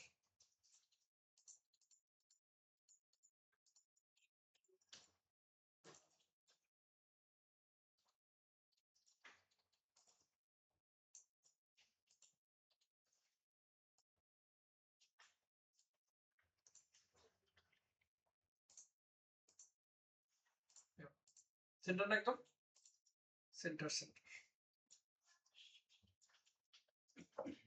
সেন্টার বসাইতে পারেন, টেক্সট ডিরেকশন চেঞ্জ করতে পারেন, সেল মার্জিন, সেলের নিজস্ব একটা মার্জিন থাকবে, ওই যে কি বলে বডি ডিফল্ট মার্জিনের মতো, এটা বাই ডিফল্ট কত দেওয়া থাকে 0.08, এটাকেও চাইলে 0.0 করে দিতে পারেন, সেটাকে 0.0 করে দিতে পারেন। আর লাগে হলো আপনার এই যেগুলো লাগে split cells, merge cell, split যখন একাধিক সেল আপনার একসাথে জোড়া লাগানো লাগে তখন এখানে আরো কিছু ইনসার্ট বিলো এরকম, ধরেন এই দুটো আমার একটা জোড়া লাগবে, এক জোড়া মানে একটা লাগবে, দুটারে সিলেক্ট করে রাইট বাটন ক্লিক করে মার্জ সেল, দুইটা একটা হয়ে যাবে, ঠিক আছে। এটাকে তোমরা করেন এইদিকে এই তিনটা যদি আমার একটা লাগে, তিনটারে সিলেক্ট করে মার্জ সেল, তিনটা মিলে একটা হয়ে যাবে। আরেকটা মজার বিষয় আছে, এটা হলো ড্র টেবিল আর ইরেজার। ড্র টেবিল দিয়ে আপনি এরকম টেবিল আঁকতে পারেন নিজের মতো,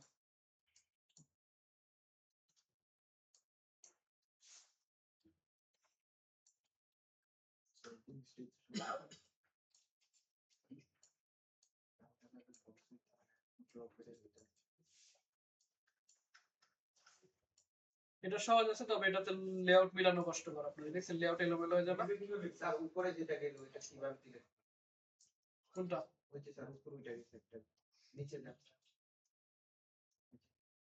এটাই, যে এটা অফ করে নিয়ে পরে এটা সিলেক্ট করবেন, সিলেক্ট করে কিবোর্ডে ডিলিট, আচ্ছা ডিলিট ব্যাক স্পেস,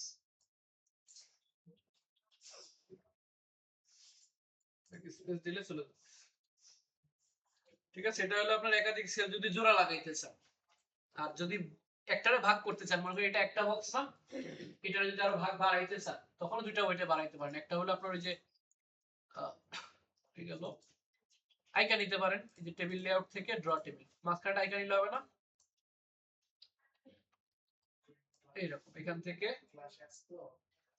এরকম। আচ্ছা, ওটা তো ইয়া টেবিল থেকে নেওয়া। একটা হলো আপনি টেবিল নিজে বানাইলে ওটার মধ্যে আইকন নিতে পারেন, নিজের স্প্লিট হয়ে গেছে দুইটা, আইকন নিতে পারেন। আর না হইলে এটা অফ করে আপনি এটা সিলেক্ট করে জাস্ট স্প্লিট, যদি দুইটা সিলেক্ট করেন তাহলে অপশন আসবে কি মার্জ, আর যদি একটা সিলেক্ট করেন তাহলে স্প্লিট, স্প্লিট করে দিবেন। কয় ভাগে ভাগ করতে চান এটা, এই একটা বক্সে আপনি কয়টা রো কয়টা কলামে ভাগ করছেন, দুইটা কলাম একটা রো, তো এটার মধ্যে আমি আরো দুইটা রো দুইটা কলাম বানাবো, তার মানে চারটা ভাগ হবে, চারটা বক্স দিয়ে যেটার মধ্যে চারটা বক্স চলে আসছে। কাস্টম টেবিল বানানোর জন্য ইরেজার আছে, ইরেজার দিয়ে চাইলে এরকম মুছে নিতে পারে।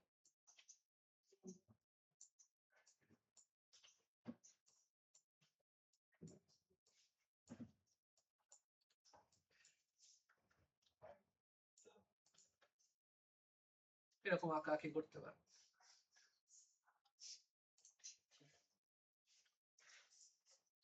এগুলো হলো আপনার টেবিলের জন্য। তারপরে হলো আপনার টেক্সট বক্স লাগে না, ওয়ার্ড আর্ট আছে বিভিন্ন রকমের, জানি এই যে এখানে বিভিন্ন টাইপস এর ওয়ার্ড আর্ট আছে।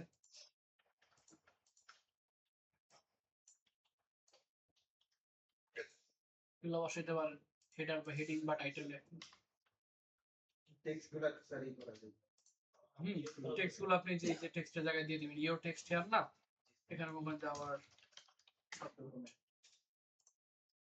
এরকম চলে আসবে, পরে এটা টানা এক্সট্রা করে নিজের মতো করে ডিজাইন করতে বসে। এই হলো টেক্সটের জন্য। এরপর আছে আপনার ড্র, যদিও ড্র আপনি ইয়াতে পাবেন না, রেগুলার অফিসে পাবেন না, এটা শুধু অফিস 365 এ আছে। ডিজাইন পাবেন, ডিজাইনের মধ্যে আপনার যে ওয়াটারমার্ক আছে, পেজ কালার আছে যেটা কোনো কাজে লাগে না, আর এখানে কিছু থিম ডিজাইন দেওয়া আছে, মানে থিম টাইপের আর কি, কয়েকটা ফন্ট ফ্যামিলি ফন্টস মিলে একটা থিম, এই একটা থিম, এই একটা থিম, এরকম থিম, বিভিন্ন টাইপের থিম দেওয়া আছে। আর লেআউট একটা বিষয় আছে, লেআউটটা অনেক ইম্পর্টেন্ট। আমরা যে রেগুলার পেজগুলো প্রিন্ট করি এটা কি সাইজ? A4 পেপার, ঠিক আছে, বাট এই যে এটাতে লিখছি এটা কিন্তু A4 না, এটা হলো লেটার সাইজ বলে। এটা হলো বাই ডিফল্ট যেটা থাকে এটা হলো লেটার সাইজ। এই যে কন্ট্রোল পি দিলাম, দেখতে A4 লাগতেছে না, মানে এটা কিন্তু লেটার সাইজ। এটা A4 করে নিতে হবে। A4 করে নেওয়ার জন্য এই যে সাইজ কি দেওয়া আছে, এটারে ধর A4 করে নিব। এখন যদি প্রিন্টে যাই, এইটা হলো আমার A4, এটা হলো আমার A4 পেপার। A4 পেপার আপনি প্রিন্ট করতে পারেন, পেজের ওরিয়েন্টেশন পোর্ট্রেট থেকে ল্যান্ডস্কেপে নিতে পারেন, যে ল্যান্ডস্কেপ হয়ে গেছে না, বলেন তো A4 পেপারই জাস্ট ঘোরান ল্যান্ডস্কেপ। আর হলো পেজ সাইজ, আর হলো পেজের margin. Margin normal, narrow, moderate, wide, mirror. Normal by default থাকে 1 ইঞ্চি করে চতুর্দিকে মার্জিন, আর ছোট চাইলে ন্যারো 1/2 ইঞ্চি করে। এখন যে সাইডের গ্যাপটা কমে গেছে না, এই গ্যাপটা, এই গ্যাপগুলো কমে গেছে, এটা সেট করতে পারেন। অথবা নিজে কাস্টম মার্জিন সেট করতে চাইলে যে কাস্টম মার্জিন আছে, আপনি উপরে নিচে ডানে বামে কতটুকু চান এটা সেট করতে পারেন। একটা অপশন দেওয়া থাকে গাটার। গাটার কি জিনিস জানেন? আমরা যখন কোনো কিছু প্রিন্ট করি না, ধরেন গ্রাফিক ডিজাইনে যারা কাজ করছেন, ওখানে গাটার নামে একটা জিনিস থাকে বিজনেস কার্ডের মধ্যে, ঠিক আছে? ধরেন বিজনেস কার্ড যখন অনেকগুলো প্রিন্ট করা হয়, একটা একটা করে তোর কাটে, মেশিনের নিচে কাটে, এতগুলো একসাথে দিয়ে কাটে না, যখন কাটা দেয় একটা অংশ একদম অ্যাকুরেট তো আর হয় না, তোমাকে নির্দিষ্ট একটা অংশ রাখা লাগে যে হাফ ইঞ্চি বা হাফ ইঞ্চি থেকে কম একটু জায়গা বাদ আর কি, এটা যেটা এক্সট্রা জায়গা এটা বাদে আমার ডিজাইন, ওটার মধ্যে আমার কোনো কন্টেন্ট যাবে না, কন্টেন্ট থাকবে মার্জিনেরও ভিতরে অতিরিক্ত একটা জায়গা, ওই বই কাটার সময় এরকম থাকে পেজের একটা সাইড একটু গ্রিড বলে এটাকে, ডিজাইনের গ্রিড হয় না, গ্রাফিক্স গ্রিড না না। কাটালি বলে। গ্রিড হলো আরেক জিনিস, গ্রিড হলো আপনার ইয়া থাকে যেটা মানে উপরে অ্যালাইনমেন্ট ঠিক রাখার জন্য বসানো থাকে, ওটা হলো গ্রিড। ঠিক আছে, এটাকে বলা হয় গাটার, মানে এই গাটারটা মূলত ধরে নেয় যে এটা কাটা পড়ে যাবে, এটার মধ্যে আমার এটা আমার ডিজাইনে থাকবে না, কাগজের এক্সট্রা বাড়তি যায়, এক্সট্রা বর্ডার। ঠিক আছে, এটা আপনি যে চাইলে লেফটে রাখতে পারেন অথবা টপে রাখতে পারেন, এটা ডিপেন্ড করে পেজ কোন দিক থেকে কাটবে। নরমালি বইয়ের পেজগুলো কি লেফট সাইড থেকে কাটা হয়, লেফট সাইড থেকে।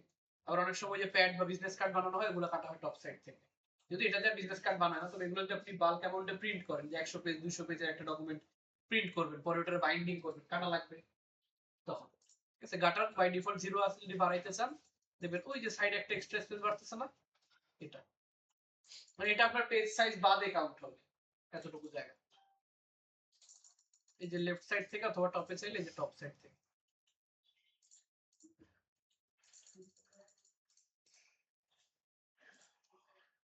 ঠিক আছে, যে অ্যাপ্লাই টু হোল ডকুমেন্ট অথবা তো পয়েন্ট ফর শুধু এই পেজের মধ্যে, হোল ডকুমেন্ট সব পেজের মধ্যে এটা অ্যাপ্লাই হয়ে যাবে।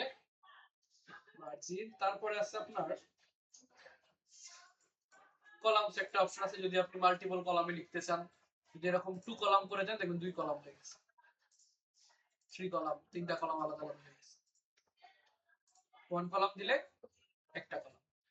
এরপর আছে আপনার ব্রেকস, পেজ ব্রেক নামে একটা অপশন আছে। পেজ ব্রেক মানে হলো আপনার এই যে আমি এখানে লিখতেছি, এখন ইন কেস আমি যদি এই পেজ থেকে চাই যে এখান থেকে খালি হয়ে যায়, আমার অনেকগুলো এন্টার দেওয়া লাগবে, তারপর নতুন পেজে নেওয়া লাগবে না, এরকম এন্টার দিয়ে দিয়ে নামায় এগুলারে নতুন পেজে নেওয়া লাগবে, এত কষ্ট না করে আমি এখানে রাখা বলবো কি পেজ ব্রেক, এটা খালি হয়ে গেছে না, সব অটোমেটিক নতুন পেজে চলে আসছে। ঠিক আছে, এটা দরকার নেই, অটোমেটিক নতুন পেজে চলে আসছে। আর এগুলা লাইন নাম্বার অ্যাড করতে চাইলে এগুলা ওয়ার্ডে নাই, এগুলা শুধু 365 এ দেখলাম এই জিনিসটা ওয়ার্ডে নাই, লাইন নাম্বার। হ্যাঁ 365 এ অনেক কিছু আছে যেটা নরমাল ওয়ার্ডে নাই, এই দুটো অপশন আমি ওয়ার্ডে কখনো দেখিনি, যে লাইন নাম্বার আর হাইপেন সেশন। এটা এটা তো অফিস থেকে সেটআপ করা, পেইড, এটা পেইড, এটা নিতে পারেন আপনি, যে আইটি আছে না, আইটি থেকে যদি একটু বলেন যেমন মোবাইল স্টুডেন্ট আমাকে একটু সফটওয়্যারটা দেওয়া যায় কিনা বললে দিবে, পেন ড্রাইভে নিয়ে যেতে হবে, পেন ড্রাইভে অথবা যদি হ্যাঁ পেন ড্রাইভে নিলে ভালো হয়, অথবা যদি ড্রাইভে দেয়।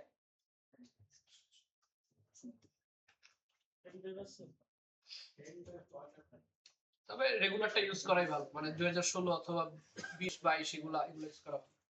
আর সব অফিসে আপনার 365 দেয় না, ম্যাক্সিমাম জায়গায় দেখবেন 16-18 এগুলাই দেওয়া আছে। ঠিক আছে,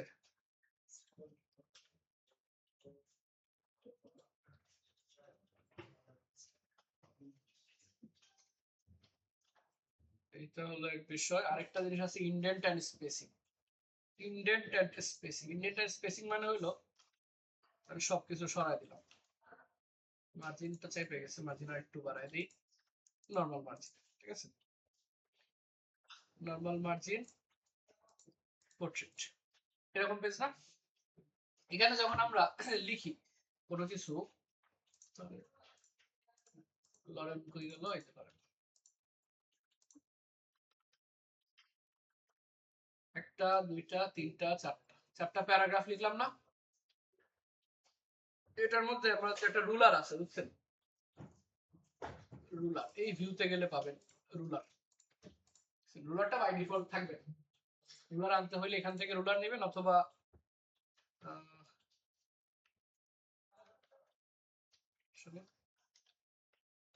কন্ট্রোল আর দিলেও দেখি, কন্ট্রোল আর দিলে না, এটাতে আসে। যদি আসতে চান আপনি কি করবেন, ভিউতে গিয়ে রুলার, এই প্যান থেকে ভিউ প্যানে গিয়ে রুলারটা অন করে নেবেন, তাহলে আপনার এরকম একটা রুলার চলে আসবে। ঠিক আছে? তো রুলারের মধ্যে দেখবেন এই যে উপরে কতটুকু 1 ইঞ্চি মার্জিন দাও না, আর ডানে বামেও 1 ইঞ্চি মার্জিন দাও। উপর নিচে 1 ইঞ্চি, ডানে বামে 1 ইঞ্চি মার্জিন দেওয়া আছে। ঠিক আছে? সবগুলোরে টেক্সট লাইন বলে দিয়ে জাস্টিফাই। 1 ইঞ্চি করে মার্জিন দেওয়া আছে না? এখন এইখানে আসলে দেখবেন কতগুলা ছোট ছোট পয়েন্ট দেওয়া আছে। এখানে মূলত 3টা বাটন আছে। এই যে উপরে একটা, এটার নাম কি? First line indent. তারপর আরেকটা বাটন আছে, এটার নাম হলো কি? Left indent. নিচে আরেকটা ছোট্ট বাটন আছে, এটার নাম হলো হ্যাঙ্গিং ইনডেন্ট। এটা হলো hanging indent, first line indent, আর নিচেরটা কি? Left indent. তিনটার কাজ হলো 3 রকম। ফার্স্ট অফ অল আছে আমার ফার্স্ট লাইন ইনডেন্ট। এটার নাম কি? উপরে first line indent. First line indent যখন আপনি টান দিবেন, দেখুন শুধুমাত্র কে মুভ করতেছে? First line. এই জন্য এটার নাম কি? First line indent. এটা আবার এমন হইতে পারে, আপনি যদি এখানে প্যারাগ্রাফ সিলেক্ট করছি কয়টা? 2টা না? 2টা প্যারাগ্রাফ। এখন যদি টান দেন, প্রত্যেকটা প্যারাগ্রাফের ফার্স্ট লাইন মুভ করবে। এটা যতটুকু আপনি সিলেক্ট করবেন ডকুমেন্ট, ততটুকু মুভ করবে। এটা হলো ফার্স্ট লাইন ইনডেন্ট। তার নিচে আছে একটা হলো আপনার লেফট ইনডেন্ট। লেফট না, এই যে এটার উপরে যেটা হ্যাঙ্গিং ইনডেন্ট। হ্যাঙ্গিং ইনডেন্ট হলো আপনার ফার্স্ট লাইন বাদে। প্রথমটা ফার্স্ট লাইন, পরেরটা হলো ফার্স্ট লাইন বাদে, যতটুকু আছে আর ততটুকু। একদম নিচে একটা, সেটার নাম হলো লেফট ইনডেন্ট। লেফট ইনডেন্ট আপনার পুরোটাকে মুভ করে। উপরে একটা বাটন, নিচে একটা বাটন, আরেকটা বাটন হলো দুটারে একসাথে টানার জন্য একটা বাটন। বুঝতে পারছেন? এই যে উপরেরটা, তারপর এ হলো নিচেরটা, হয়ে গেল এই যে নিচেরটা, আর একদম নিচে ধরলে দুইটা একসাথে টানবে। বুঝতে পারছেন? এগুলাকে বলা হয় ইনডেন্ট এন্ড স্পেস। ঠিক আছে? স্পেস গুলো চেঞ্জ করবো কেমনে? এখানে দেখেন আরেকটা বাটন দেওয়া আছে, মানে এখানে সব লেখা আমি অফ করে দিলাম। আমরা যখন কোনো কিছু লিখি, এটা লেখা লিখছি না, এটা ট্যাব প্রেস করছে, এটা নির্দিষ্ট জায়গা সরে গেছে না, আবার লেখা শুরু হয়েছে, আবার ট্যাব প্রেস করলাম, আবার সরে গেছে। এভাবে লেখা হয় না? এখন এই যে একটা ট্যাব সরলো নির্দিষ্ট পরিমাণ, কতটুকু এটা মাপা আছে? 4 স্পেস। মানে এটা একটা হিসাবে শো করে। এই স্পেস গুলো মূলত আপনি নিজে চুজ করতে পারেন। এই যে একদম কর্নারে একটা বাটন আছে না, এটার নাম কি? Left tab. এখানে মূলত অনেকগুলা ট্যাব থাকে। এই বাটনটার নাম হলো মানে মানে এটা বাটনের কোনো আলাদা নাম নেই, জায়গাটার নাম হলো একটা ট্যাব বসানো হয়। যে left tab, right tab, centre tab, অনেক রকমের ট্যাব থাকে। ফার্স্ট অফ অল আছে আমার লেফট ট্যাব। লেফট ট্যাবের কাজ কি? ধর আপনি লেফট ট্যাব সিলেক্ট করা আছে, এখন কোন ট্যাব সিলেক্ট করা আছে?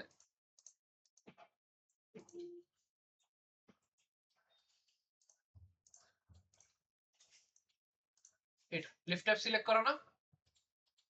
আপনি এসে জাস্ট এখানে ক্লিক করবেন, এরকম ছোট ছোট ট্যাব বসতেছে না, এই যে একটা, এই যে একটা, এই যে একটা। ফলে কি হয়েছে? কোনো কিছু লিখলাম, ট্যাব প্রেস করলাম, খেয়াল করছেন স্পেসিংটা কই থেকে হইতেছে? ট্যাব বরাবর।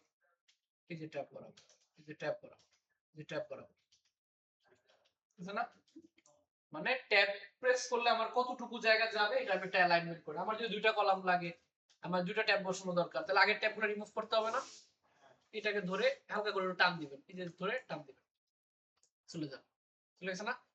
2টা কলাম লাগলে ট্যাব তো সিলেক্ট করা আছে, জাস্ট রুলারে ধরেন আমি এখানে একটা ট্যাব বানাই নিই।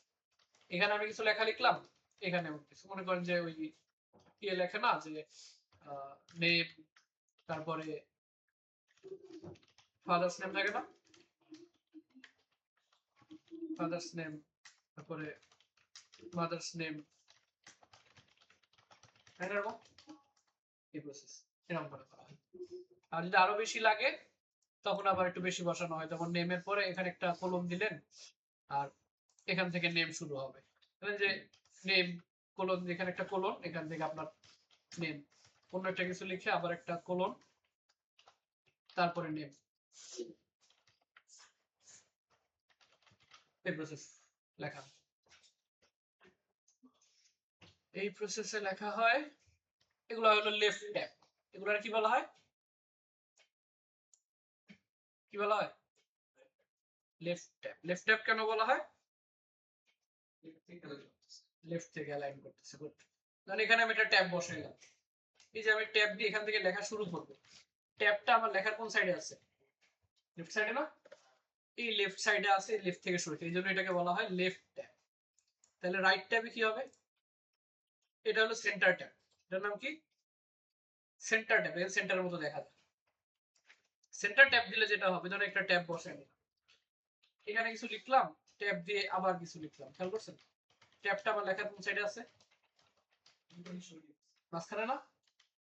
ট্যাবটা কিন্তু আছে মাঝখানে, ঠিক আছে? এই যে এতটুকু ট্যাব, এতটুকু ট্যাব, মানে সেন্টার অ্যালাইন থেকে লেখা আসছে, এই জন্য এটাকে বলা হয় সেন্টার ট্যাব। তারপরে আছে আপনার রাইট ট্যাব। রাইট ট্যাব বুঝতে পারছেন তো? রাইট সাইড থেকে লেখা শুরু হবে। এই যে কিছু লিখলেন, এখানে গেলে লেখা সব কই আসতেছে? রাইট সাইড না? মানে ট্যাবটা আছে কই? রাইট সাইডে, লেখা এই সাইড আসছে। শেষ হইলে তারপরে মনে করেন আর জায়গা নাই, পরে চাপা শুরু।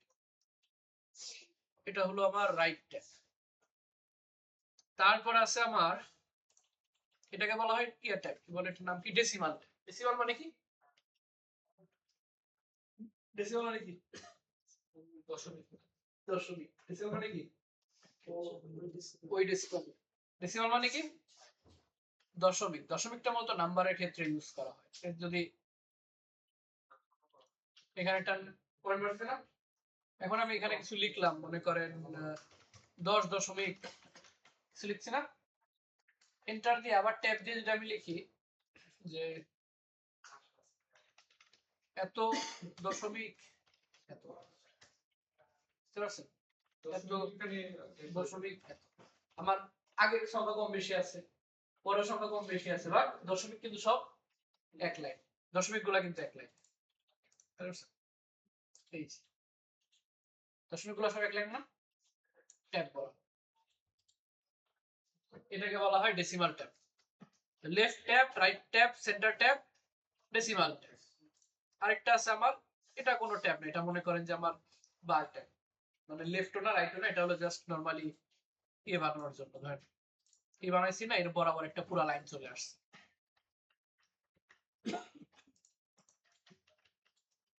যে এই সাইড ইউজ করতাম না, একটা হরিজন্টাল লাইন আসতো, এরকম একটা মানে ভার্টিক্যাল একটা লাইনের জন্য এটা লাইন চলে আসছে, দেখা যায় লাইনটা, একটা লাইন চলে আসছে। আপনি যত লিখতে থাকবেন আপনার তত এখানে লেখা এরকম বাড়তে থাকবে,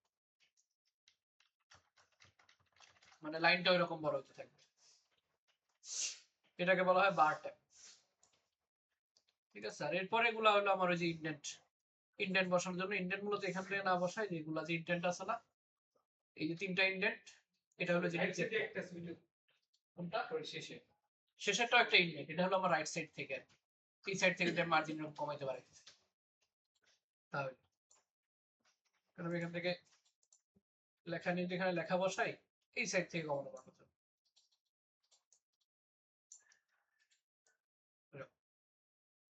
এগুলো হলো লেফট সাইডের, এগুলো হলো রাইট সাইড। রাইট সাইডে এত কিছু নাই, রাইট সাইডে জাস্ট একটাই আছে।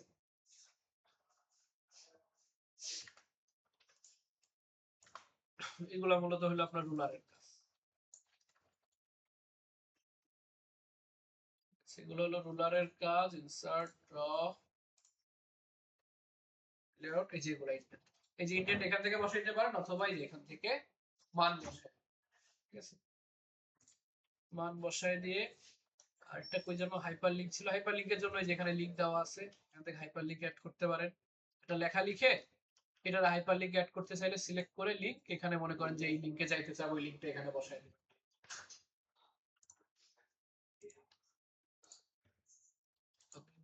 হাইপার লিংক হয়ে গেছে। এটা এখানে যাবে না, বাট যখন পিডিএফ আকারে আসবে তখন ক্লিক করলে আর কি ওই লিংকে চলে যাবে, ঠিক আছে? আর এখানে যে কন্ট্রোল ধরে কিবোর্ডের কন্ট্রোল ধরে ক্লিক করলে আপনার এই লিংকে নিয়ে আসবে, হাইপার লিংকের। এ হলো হাইপার লিংক। তারপর হলো আপনার ডিজাইন, লেআউট, অ্যালাইনমেন্ট আছে, টেক্সট পেজে অ্যালাইনমেন্টের জন্য যদি শেপ টেপ বসান। তারপর রিভিউতে তেমন কিছু না, এগুলো হলো কারেকশনের জন্য। গ্রামাটিক্যাল আর স্পেস ভুল থাকলে এখানে আপনার শো করবে। যে নরমালি কোনো কিছু লেখার পর লেখার পর কিবোর্ডের F7 প্রেস করেন, তাহলে আপনার এই যে স্পেলিং এন্ড গ্রামার থেকে চলে আসবে। কিবোর্ডের কোন বাটন? F7, তাহলে চলে আসবে। যেখানে কি বানান ভুল আছে আপনি এখান থেকে এটাকে চাইলে ইগনোর করতে পারেন, যদি মনে করেন যে না ঠিক আছে, বা নামের বানান তো ভুল দেখাবে, ওটাকে আপনি এরকম ইগনোর ওয়ান্স করতে পারেন। কমপ্লিট হয়ে গেলে আর কোনো ভুল না থাকলে বলবে যে spelling and grammar check is, ঠিক আছে। দুইটা অপশন থাকে, একটা হলো ইগনোর ওয়ান্স, তাহলে কি একবার ইগনোর করবে, পরবর্তীতে আবার ওই ওয়ার্ডটি ইগনোর থাকলে দেখাবে। আর ইগনোর অল দিলে মানে ওই পুরো পেজের জন্য, পুরো ডকুমেন্টের জন্য ওই ওয়ার্ডটা আর ইউজ দেখাবে। আরেকটা কাজ করতে পারেন, add to dictionary. Add to ডিকশনারিতে ক্লিক করলে এই যে ভুল যে ধরলো, তার তো একটা ডিকশনারি আছে, সেটা ম্যাচ করে সে ভুলটা ধরছে, ওই ডিকশনারিতে সে ওই নামটা অ্যাড করে দিবে, যাতে পরবর্তীতে আর ওটা লিখলে ভুল না দেখে। ঠিক আছে, এখানে আবার এই যে নতুন অপশন দিচ্ছে দেখেন, is read aloud. Lorem ipsum is simply dummy text of the printing and typesetting industry. Lorem ipsum has been the industry's standard dummy text ever since the 1500s. Voice change করা যায় না sir? না না, এমন কোন option দেখতেছি না।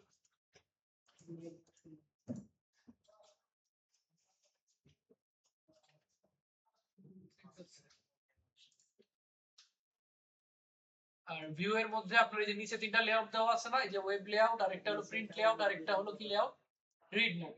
এই তিনটা এখানে দেওয়া আছে, ঠিক আছে, এই তিনটা দেওয়া আছে। আর আর কিছু দরকার নেই এখানে।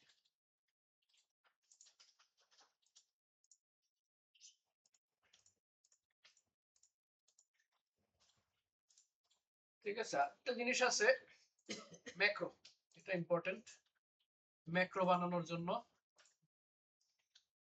আরেকটা জিনিস আছে আপনার, এই যে মেইল মার্জ আর ম্যাক্রো, এই দুটো আমরা একটা ফার্স্টে ম্যাক্রোটা ম্যাক্রো ম্যাক্রো ম্যাক্রো ম্যাক্রো কাজ করার জন্য ম্যাক্রো এখান থেকেও ইউজ করতে পারেন। কারণ এই যে ভিউতে ম্যাক্রো দেওয়া আছে না, এখানেও ম্যাক্রো দেওয়া আছে, তবে আরেকটা সিস্টেম আছে আপনার এখান থেকে। ম্যাক্রোটা কিসের জন্য লাগে স্যার? ম্যাক্রোটা কিসের জন্য লাগে বলতেছি, ধরেন ফাইল থেকে যাবেন অপশনসে, অপশনস থেকে দেখবেন এই যে কাস্টমাইজ রিবন, এখানে দেখেন একটা অপশন আছে ডেভেলপার, এটা বাই ডিফল্ট অফ করা থাকে, কারণ এটা লাগে না, তো খুব অ্যাডভান্স কাজ না হলে ম্যাক্রো কাজ লাগে না। এটা হলো ডেভেলপার অপশন, এটা হাইড করা থাকে, এটাকে জাস্ট এনেবল করে দিয়ে ওকে করুন, দেখবেন এখানে আরেকটা প্যানেল চলে আসবে ডেভেলপার। এখানে মূলত আপনার এই যে ভিজুয়াল বেসিক আর এই ম্যাক্রোটা থাকে। ম্যাক্রোর কাজ হলো মূলত আমাদের কিছু কিছু কাজ লাগে না, যেমন কিবোর্ডে আমরা যখন কোনো কিছু কপি পেস্ট করি, যেটারে কপি করছি না, কন্ট্রোল সি দিয়ে নিচে আইসা কন্ট্রোল বি দিলাম, পেস্ট হয়ে গেছে না। তার মানে কন্ট্রোল সি এবং কন্ট্রোল বি এই দুইটা কি এর মধ্যে এই জিনিসটা সেটআপ করা ছিল না, যে এই বাটন এই শর্টকাটে ক্লিক করলে এই কাজটা হবে। আসলে কপি কিন্তু এমনি না, কপি কিন্তু মূলত হয় কিভাবে, যে ক্লিক সিলেক্ট করে রাইট বাটন ক্লিক করে কপি, এটার শর্টকাট হলো কি কন্ট্রোল সি। এরকম অনেকগুলা কাজ আছে যেটা আপনার প্রতিনিয়ত লাগে। যেমন ধরেন একটা এক্সাম্পলে, যে আমি যদি এখানে একটু গ্যাপ লাগে, যে আমি এখানে একটা ব্রেক দিব লাইনে, এরকম একটা স্পেস দেই, স্পেস দিয়ে এখানে মনে করেন আমরা ব্রেক অ্যাড করতে পারি। দেখি এখানে লাইন অ্যাড করার কিছু অপশন আছে।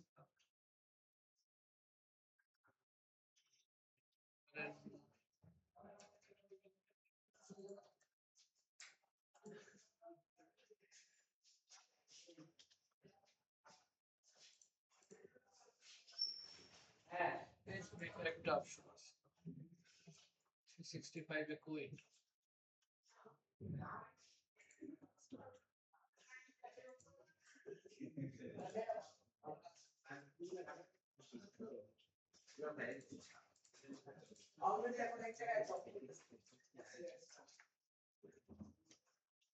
ধরেন এরকম একটা ব্রেক অ্যাড করলেন, আপনি একটা ব্রেক অ্যাড করলেন, আবার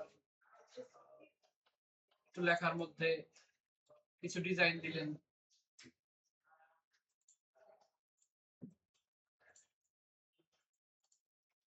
লেখার মধ্যে একটু ডিজাইন দিলেন, যেখানে এটারে এন্টার দিয়ে এতটুকু সিলেক্ট করে একটু কালার দিলেন, একটু বোল্ড করলেন, একটু লাইন চেঞ্জ করলেন, কিছু কাজ করলেন না। তো ধর কিছু কাজ আপনার প্রতিনিয়ত করা লাগতে পারে, যে একটা কাজ আপনার একটু পর পরে করা লাগে এটা।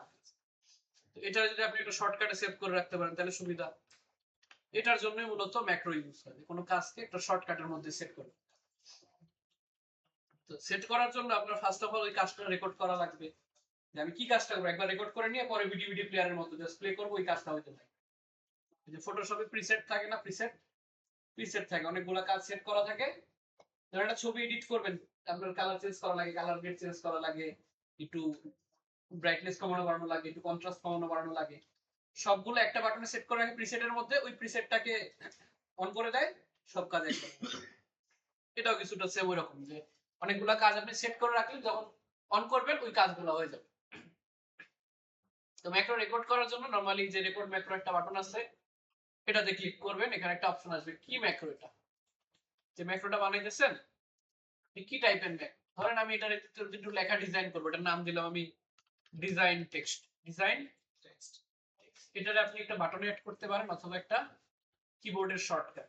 কিবোর্ডের শর্টকাট অ্যাড না করা ভালো, তার কারণ হলো আমাদের যতগুলো কিবোর্ডের শর্টকাট আছে সব অলরেডি অ্যাসাইন করা, কারণ আমি যেটাতে অ্যাসাইন করবো ওইটার মধ্যে ডিফল্ট যেটা থাকবে ওইটা আবার চলে যাবে, তখন একটা সমস্যা।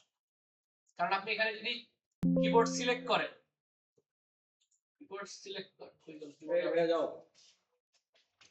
যদি আপনি কিবোর্ড সিলেক্ট করেন,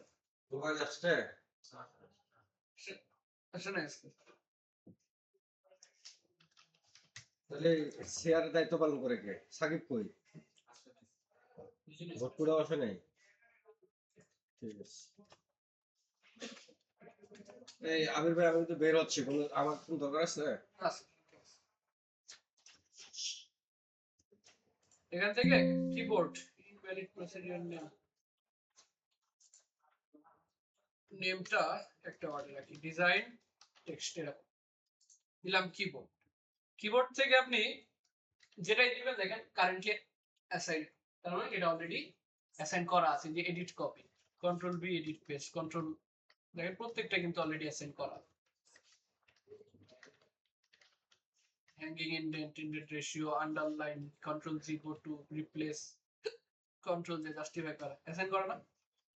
এটার এই জন্য আমরা এখানে অ্যাসাইন করব না, আমরা কি করব কিবোর্ডে চলে যাব, এটা ডিলিট করে দেই।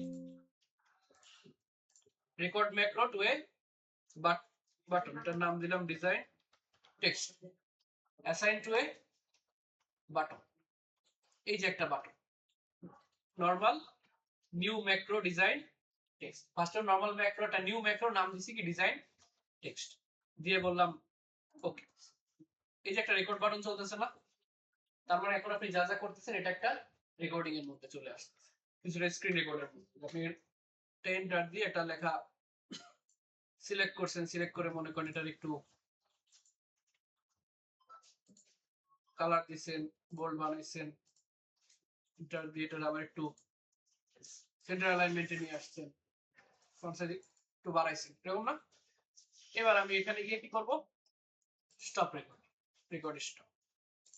ম্যাক্রোতে গেলে দেখবেন একটা ম্যাক্রো চলে আসছে, নাম কি দিছি design text, design text, design text. এখানে এসে বললেন এখন এটা যদি আপনি রান করতে চান, এটাকে যদি আপনি রান করতে চান, আপনি এখানে জাস্ট ম্যাক্রোসে যাবেন, গিয়ে বলবেন কি রান। লেখা যদি সিলেক্ট হয়নি, লেখাটুকু সিলেক্ট করে ম্যাক্রোস,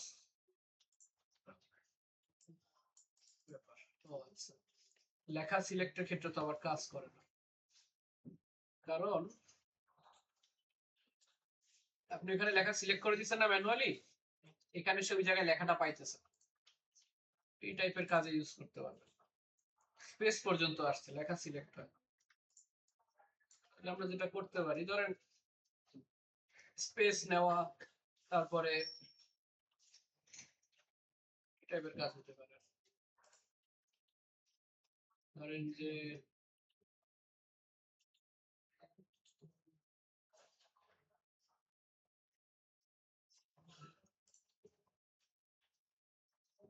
যদি শেপ অ্যাড করি,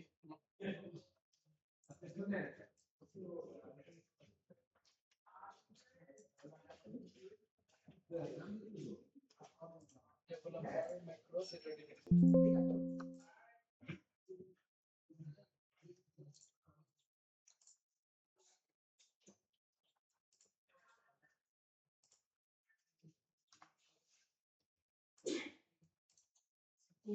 কোনটা অ্যাসাইন করে দিতে কোথায় কিবোর্ডে অ্যাসাইন করতে গেলে তখনই দেখাবে, যখন কিবোর্ড সিলেক্ট করবেন তখনই দেখাবে।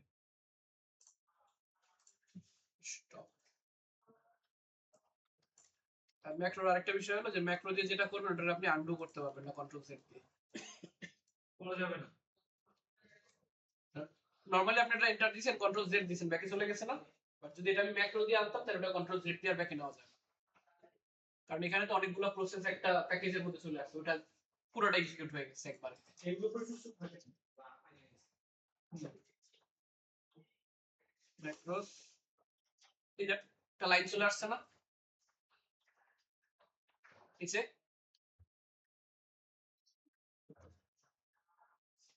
যে কোনো জায়গা আপনি যদি এখন মাউস রেখে ওই ম্যাক্রোটা রান করেন, নিচে ম্যাক্রোতে গিয়ে ম্যাক্রোটা সিলেক্ট করে নিচে একটা লাইন চলে আসছে, এখানে রেখা যদি আমরা ম্যাক্রো রান করি ম্যাক্রো নিচে একটা লাইন চলে আসছে। এরকম ছোট ছোট কাজ রেকর্ড করে রাখা যায়। আবার যদি ইয়েতে চান কি বলে এখন বারবার ম্যাক্রো থেকে এটাকে রান করা লাগতেছে না, এত কষ্ট তো করবো না, তাহলে কি করা লাগবে, আমার এই জায়গাটা অ্যাড করা দরকার না, শর্টকাটটা এখানে অ্যাড করার ওই যে দেখবেন এখানে লেখা আছে এই কাস্টমাইজ কুইক অ্যাক্সেস টুলবার নাই না, চলে যাবেন ফাইলে, ফাইল থেকে অপশনসে, অপশনস থেকে দেখবেন এই যে customise ribbon quick access toolbar, quick access টুলবারে দেখবেন ম্যাক্রো আছে এখানে, এই যে ম্যাক্রোস, ম্যাক্রোস অথবা মাত্র যে ম্যাক্রোটা বানাইছি ওটা কোথায়,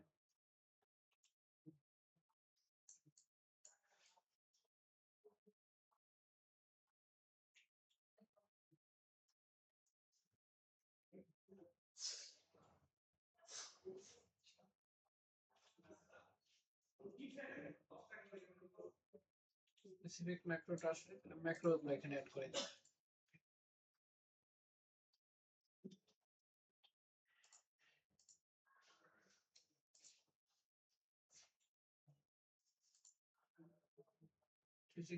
তো আসলে ভেজাল,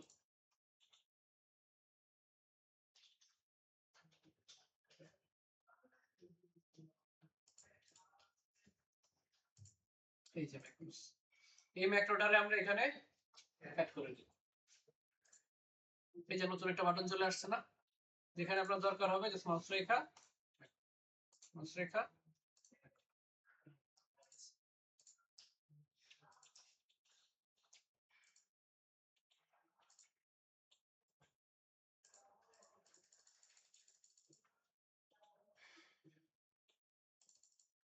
মানে একটা শর্টকাট, ওই কন্ট্রোল সি কন্ট্রোল ভি এর মতো একটা শর্টকাট আপনি নিজে বানায় নেন, ঠিক আছে। আর এই জিনিসটা মূলত ডিলিট করতে চাইলে আপনি যে ম্যাক্রো থেকে যে ম্যাক্রো লিস্ট, এখানে সব ম্যাক্রো লিস্ট পাবেন, এখান থেকে ডিলিটও করতে পারবেন।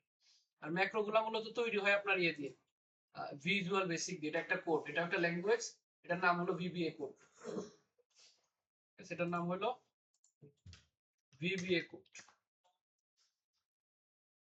VBA code or Visual Basic for Application Code is a programming language for Microsoft. From Microsoft used to automate tasks. এই যে আপনি কাজটা করলেন, এটা আন্ডারলাইন অ্যাড করলেন, এটা লাইন বানাইলেন, আসলে এখানে একটা কোড লেখা হয়েছে, বাট কোডটা সে অটোমেটিক লিখে নেয়। এই যে ভিজুয়াল বেসিক্স, ঠিক আছে, এদের কম্পাইলার সব এখানে দেওয়া আছে। এই ল্যাঙ্গুয়েজ নিয়ে কাজ করা হয় না, তবে এটা শিখতে পারলে ভালো কাজে লাগে। এই যে ডকুমেন্টে আপাতত কোনো কোড নাই, ইন কেস যদি আপনি কোনো ম্যাক্রো বানান, ধরেন আমি একটা ম্যাক্রো যদি বানাইছিলাম একটু আগে, একটা ম্যাক্রো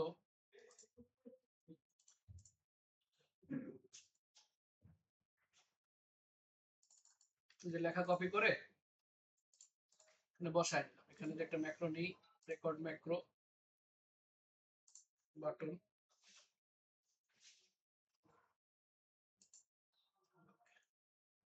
এখানে মতো একটা স্পেস দিলাম, এই যে এতটুকু একটা macro, developer stop macro, stop হয়ে গেছে না, এটার নাম হইছে ম্যাক্রো ওয়ান। এই ম্যাক্রো ওয়ানটার এখান থেকে আপনি এডিট করতে পারবেন। তাইলে এই যে এরকম ভিবিএ কোড, এই যে কোডটা দেখতেছেন এটাই মূলত ভিবিএ কোড। এই যে সাব ম্যাক্রোল, এখানে সাব দ্বারা মূলত ফাংশন নেওয়া হয়, সাব দ্বারা ফাংশন নেওয়া হয়। তারপরে আপনার ফাংশনের নাম দিছে কি ম্যাক্রো ওয়ান। ম্যাক্রো ওয়ান হলো আপনার ফাংশনের নাম। এই ফাংশনটা যখন এক্সিকিউট হবে তখন কি হবে, তখন মূলত আপনার এই যে selection type paragraph, selection type paragraph, এই প্রত্যেকটা মানে হলো এক একটা স্পেস, স্পেস ক্লিক করছি, সিলেকশন টাইপ প্যারাগ্রাফ, যদি স্পেস আসবে শুধু সিলেক্ট করা হয়েছে, প্যারাগ্রাফ টাইপের টেক্সট সিলেক্ট করা হবে, এরপরে এন্ড সাবজেক্ট, ফাংশন শেষ। আপনি যখন ফাংশনগুলো বানান, ও মনে করেন এখানে প্রত্যেকটা মডিউল বানায় নেয় নিউ ম্যাক্রোস, যে নাম দিয়ে বানায় নিজে নিজে কোড সে জেনারেট করে নেয়, এটাকে বলা হয় ভিবিএ কোড।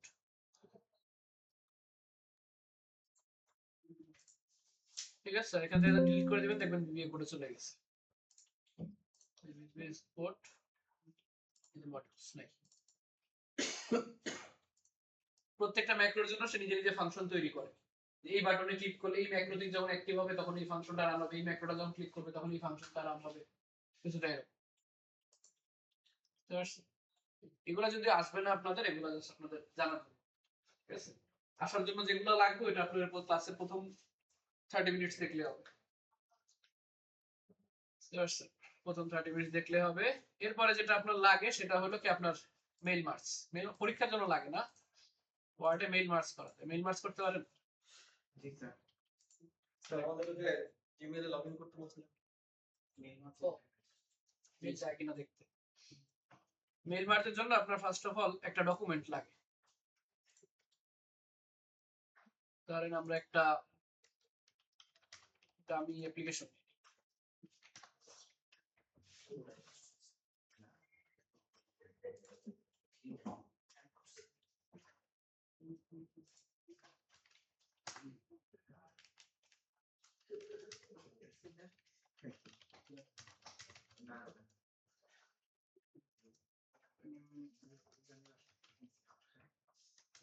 একটা ডেমো লেটার,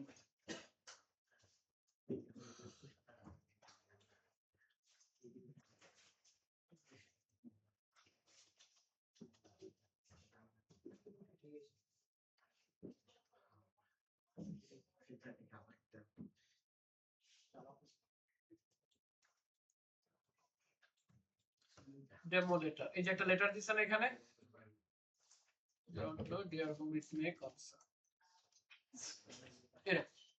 এখন আপনি চাইতেছেন যে এই লেটারটা, একটা লেটার না এখানে, এই লেটারটা আপনি 10 জনের পাঠাবেন, লেটারটা আপনি 10 জনের পাঠাবেন, বা 10 জনের জায়গায় কি 10 জনের নাম বসবে, 10 জনের জায়গায় 10 জনের নাম, এবং ধরেন এটা কি ঠিকানা, না ঠিকানা, এবং তাদের তাদের নাম, ঠিকানা, তাদের অ্যাড্রেস চলে যাবে এরকম দরকার। তখন মূলত মেইল মার্চ করা হয়। তো মেইল মার্চ করার জন্য আমার ইনফরমেশন লাগতেছে কয়টা, একটা, দুইটা, তিনটা ইনফরমেশন না, তার নাম, ঠিকানা আর জিপ কোড। মানে নাম, ঠিকানা আর জিপ কোড, এই তিনটা জিনিস লাগে। এটার জন্য আমরা ফার্স্ট অফ অল এক্সেল একটা ফাইল বানাই দিই। এক্সেল এর মধ্যে একটা ফাইল বানাবো। কি কি লাগতেছে আমার? স্যার নেম, ধরেন তার নেম, তারপরে অ্যাড্রেস, তারপরে জিপ, আর লাগবে হলো তার ইমেইলে তো পাঠাইতে হবে, তাদের ইমেইল লাগবে। নেমের জায়গায় মনে করেন যে ধরেন আপনাদের একজন ইমেইল বলেন,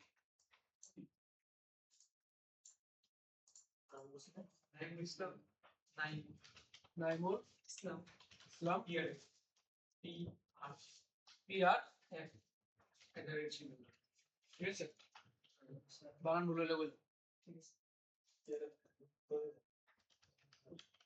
এখানে দিলাম নাইমুল ইসলাম, অ্যাড্রেস দিলাম মনে করেন ঢাকা, জিপ কোড দিলাম মনে করেন 1250। আরেকটা বলেন। হ্যাঁ, জোরে বলেন। MH, হ্যাঁ রিহাব, RI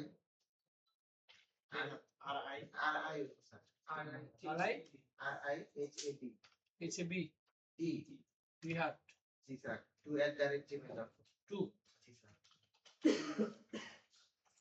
এটার নাম দিলাম মনে করেন এমএইচ, অ্যাড্রেস দিলাম মনে করেন বাড়ি কই আমিন বাজার, জিপ কোড দিলাম মনে করেন অন্য একটা zip। চলো আরেকটা বলেন তো। হ্যাঁ এসএইচ শফিকুল ইসলাম আর কিছু আছে at সমস্যা মেল হয়নি, মেল অন্য নাম বলছি, মেল চেঞ্জ করুন, মেল চেঞ্জ করুন। এমডি আছে শুরু থেকে,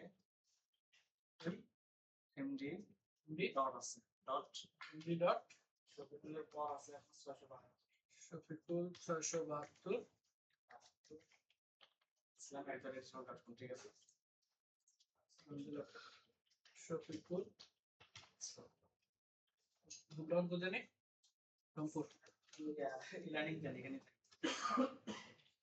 আপনি একটা জিপ কোড বসাতে মনে করেন 4টা ইনফরমেশন আপনার যত ইনফরমেশন আসবে যাদেরকে পাঠাইতে চান সবার ইনফরমেশন আপনি এরকম একটা ফাইলে বসাইলেন, উপরে একটা হেডিং দিয়ে নিলেন কি কোনটা নেম, ইমেল, জিপ আর অ্যাড্রেস দিয়ে এটা আমরা সেভ করে রাখলাম। ব্রাউজ ডি ড্রাইভ আর পিএলএ জব, তাহলে জব 1 এর মধ্যে রাখলাম বুক 1, যে কোনো একটা নামে রেখে দিলাম।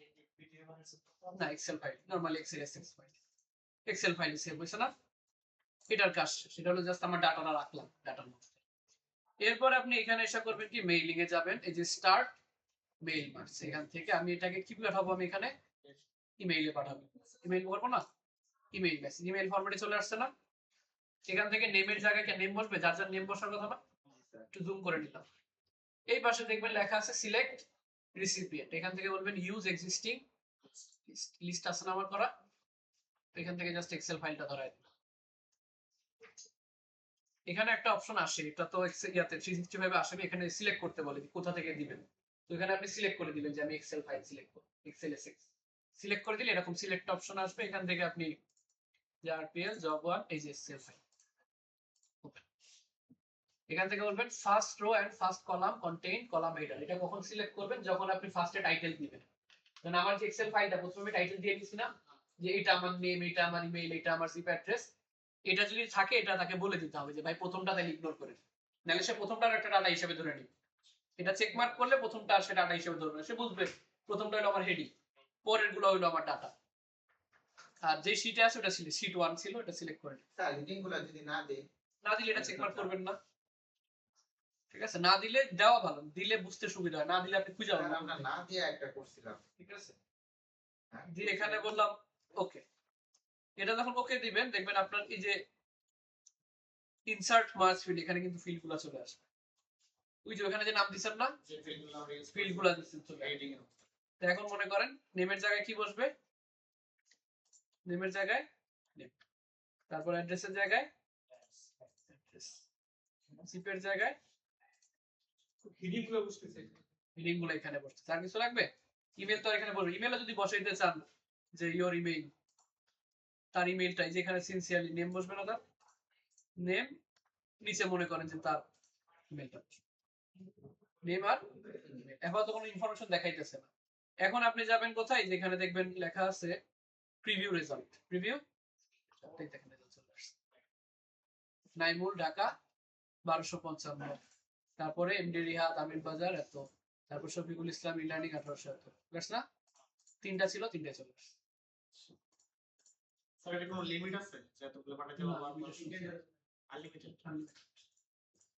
মানে ধরেন ভালো স্পিডে যায়, প্রতি সেকেন্ডে মনে হয় একটা করে চলে যাবে। অনেক সময় বাল্ক এসএমএস করা হলে এভাবে মানে ইমেল মার্কেটিং করার জন্য এরকম বাল্ক ইমেল পাঠানো, ঠিক আছে। এখন এগুলো তো আমার ইমেল সেটআপ করা হয়ে গেছে না, এখন কাজ হলো কি মেইল পাঠানো, মেইল পাঠানোর জন্য আমার বিষয় হলো কি এটা নরমালি আমার জিমেইল থেকে যায়, এটা যায় হলো আউটলুক থেকে, মেইল মার্চ করার জন্য আপনার আউটলুক ইমেইল লাগে, আউটলুক ইমেইল ফ্রি, হ্যাঁ মাইক্রোসফটের যে মাইক্রোসফটের আউটলুক ইমেইল, আউটলুক এখানে আছে, এই যে আউটলুকটা লাগবে,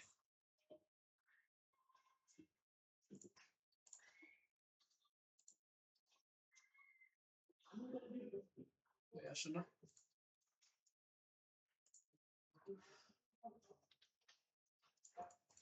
আউটলুকটা লাগে। আউটলুক করার জন্য আপনি ফার্স্ট অফ অল যাবেন হলো ফিনিশ এন্ড মেইল পাঠাবেন না, সেন্ড ইমেইল মেসেজ।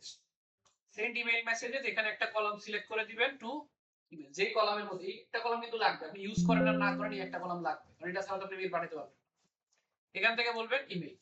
ঠিক আছে, এই যে আউটলুক আসছে, আউটলুক চেকিং ফর আউটলুক। এরপর দিবেন একটা সাবজেক্ট লাইন, সবাইকে যে সাবজেক্ট লাইনটা আপনি পাঠিয়ে দিতেছেন ইমেইলের সাবজেক্টে যেটা থাকবে। এখানে আমরা বললাম ধরেন test email for mail marks, এটা হলো আমার সাবজেক্ট।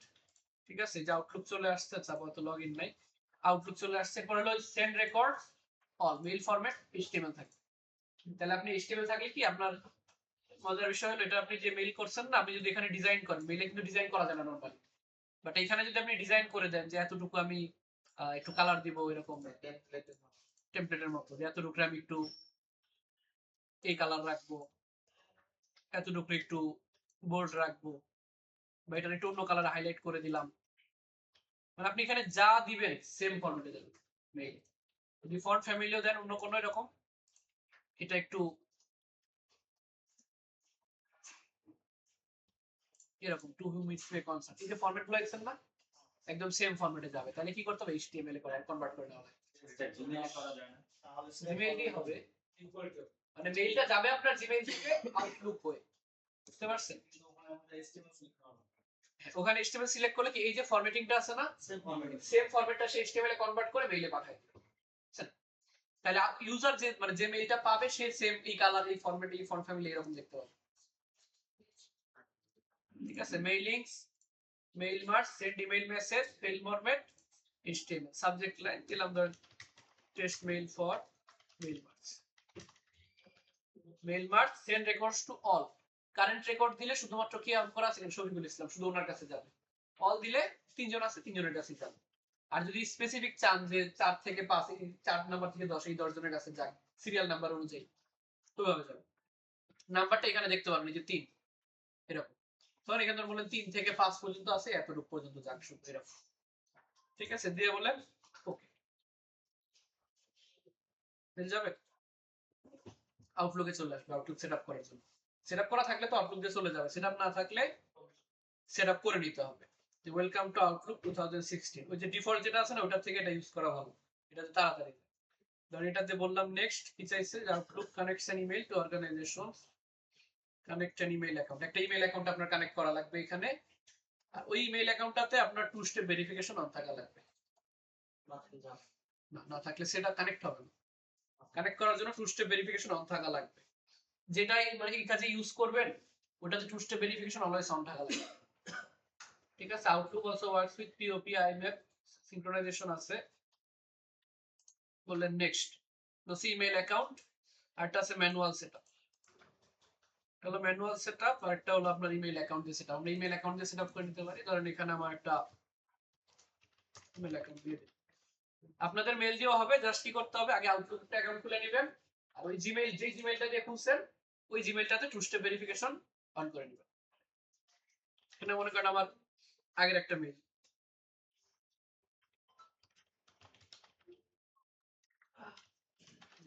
এটা টু স্টেপ ভেরিফিকেশন অন করা। আর এই যে এখানে পাসওয়ার্ড চাইছে না, এই পাসওয়ার্ড বলছে কি type the password your internet service provider have given. এই পাসওয়ার্ডটা কই পাবেন, এই পাসওয়ার্ডটা পাবেন মূলত আপনার ফার্স্টে জিমেইলটা লগইন করে নেওয়া লাগবে।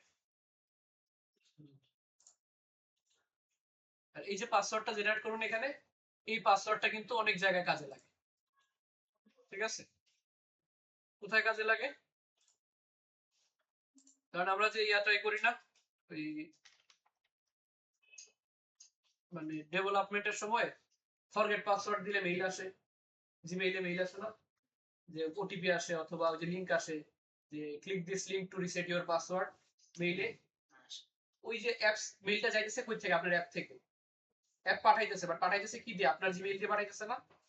ওই জায়গায় কানেক্ট করার জন্য আপনার এই সেম পাসওয়ার্ড লাগে, এই পাসওয়ার্ডটাই লাগে, এই জন্য এটা দেখাইতেছে, কিন্তু এটা ওয়েবের সাথে related.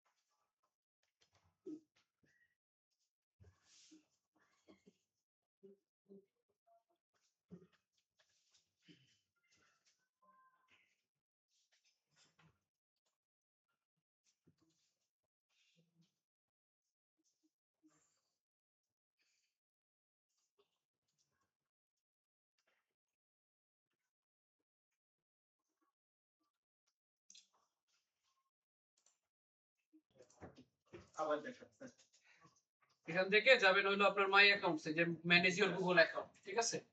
Manage your Google account থেকে এই লিংকটা কাইটে দিয়ে এতটুকু জায়গা যে myaccount.google.com, এখান থেকে বলবেন অ্যাপ পাসওয়ার্ডস।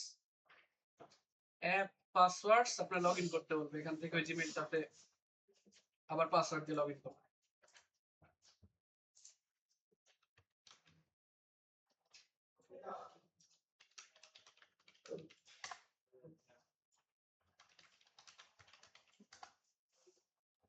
সমস্যা?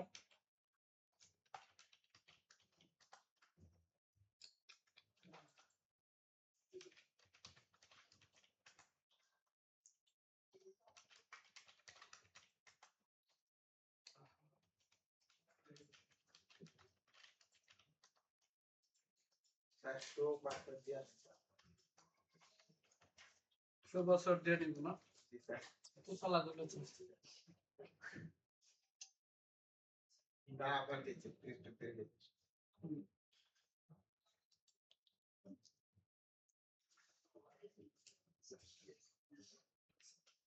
এই জায়গায় বলবে আপনাকে একটা অ্যাপ ক্রিয়েট করতে, ঠিক আছে? আর আপনার যে অ্যাপস থেকে আপনি মেইল পাঠাবেন ওটার জন্য অ্যাপস ক্রিয়েট করে নেবেন। এখন ধরেন এটাও আমার একটা অ্যাপস, এই অ্যাপস দিয়ে আমি এখন মেইল পাঠাবো। এই অ্যাপের ধরেন আমরা একটা নাম দিয়ে দিলাম যে অ্যাসেট ওয়েব বিওয়ান, ব্যাস ক্রিয়েট। এই যে একটা পাসওয়ার্ড দিছে না, your app password for your device, এই পাসওয়ার্ডটা কপি করে নেবেন, ঠিক আছে? আর এই পাসওয়ার্ডটা কিন্তু ওকে ডান দেওয়ার পর চলে যাবে, ঠিক আছে? এটা আর দেখা যাবে, আপনার কোথাও কপি করে রেখে দিতে হবে। স্যার পরবর্তী যদি পাসওয়ার্ড ভুলে দেয় তাহলে কি আবারই করা যাবে না এই যে কপি করে নিতে হবে, আর না হলে নতুন অ্যাপ ক্রিয়েট করে নিতে হবে। আবার স্যার নতুন করতে হবে হুম, এক জিমেল দিয়ে করা যাবে না করা যাবে। এক জিমেল থেকে যে উপরে আরো বানানো আছে না আমার, দিয়ে ডান। এই যে পাসওয়ার্ডটা নিছি, এই পাসওয়ার্ডটা এই জায়গায় আমরা বসাই, ঠিক আছে? দিয়ে বলবো নেক্সট। তো এখন সে চেক করবে।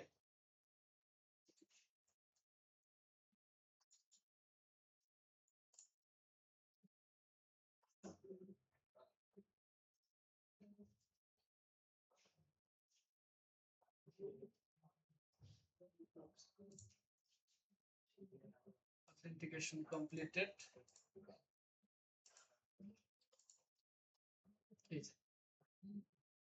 এই টেস্ট ইমেল এখন একটাই করতেছে, test email could not be sent.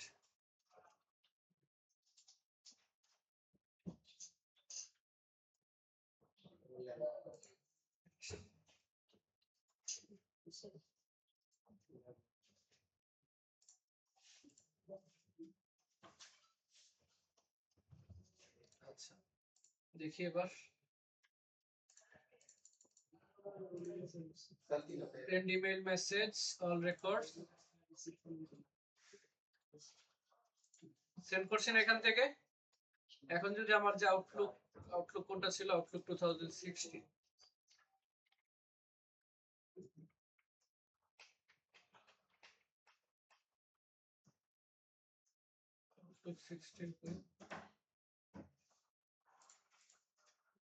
এটা একবার সেটআপ করে নিলে এরপর থেকে আপনি একবারে ডাইরেক্ট শুধু এক্সেল ফাইল এখানে বসাবেন আর ইমেল পাঠাবেন। আচ্ছা সেটআপটা একটু টাইম নেবে। স্যার আনলিমিটেড হ্যাঁ আনলিমিটেড পাঠান দেন হ্যাঁ, কিন্তু সেটআপটা তো আগে করে নিতে হবে, দেখি হইছে কিনা।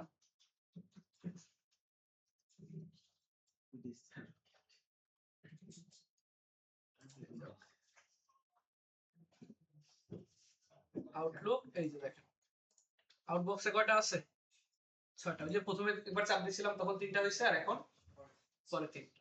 ঠিক আছে, এখান থেকে জাস্ট এই যে send and receive all folder অথবা যে কিবোর্ডের F9 এটা প্রেস করলে দেখবেন এগুলো শুরু হয়ে গেছে।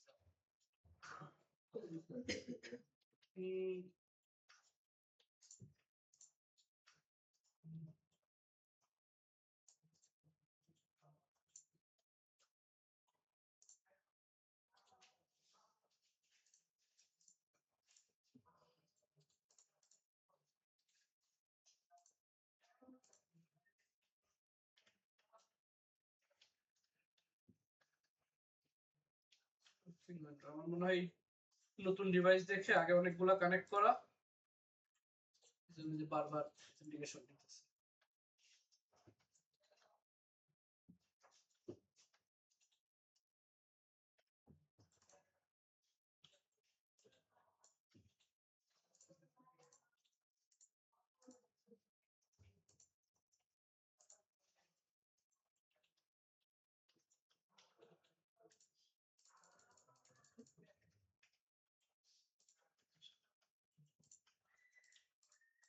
মেল থেকে গেছে কিনা এটা না,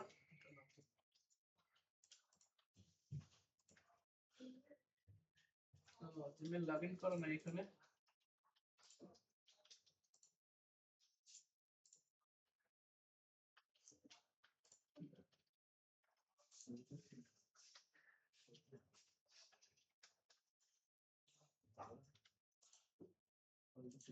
সেন্ড ইমেইল,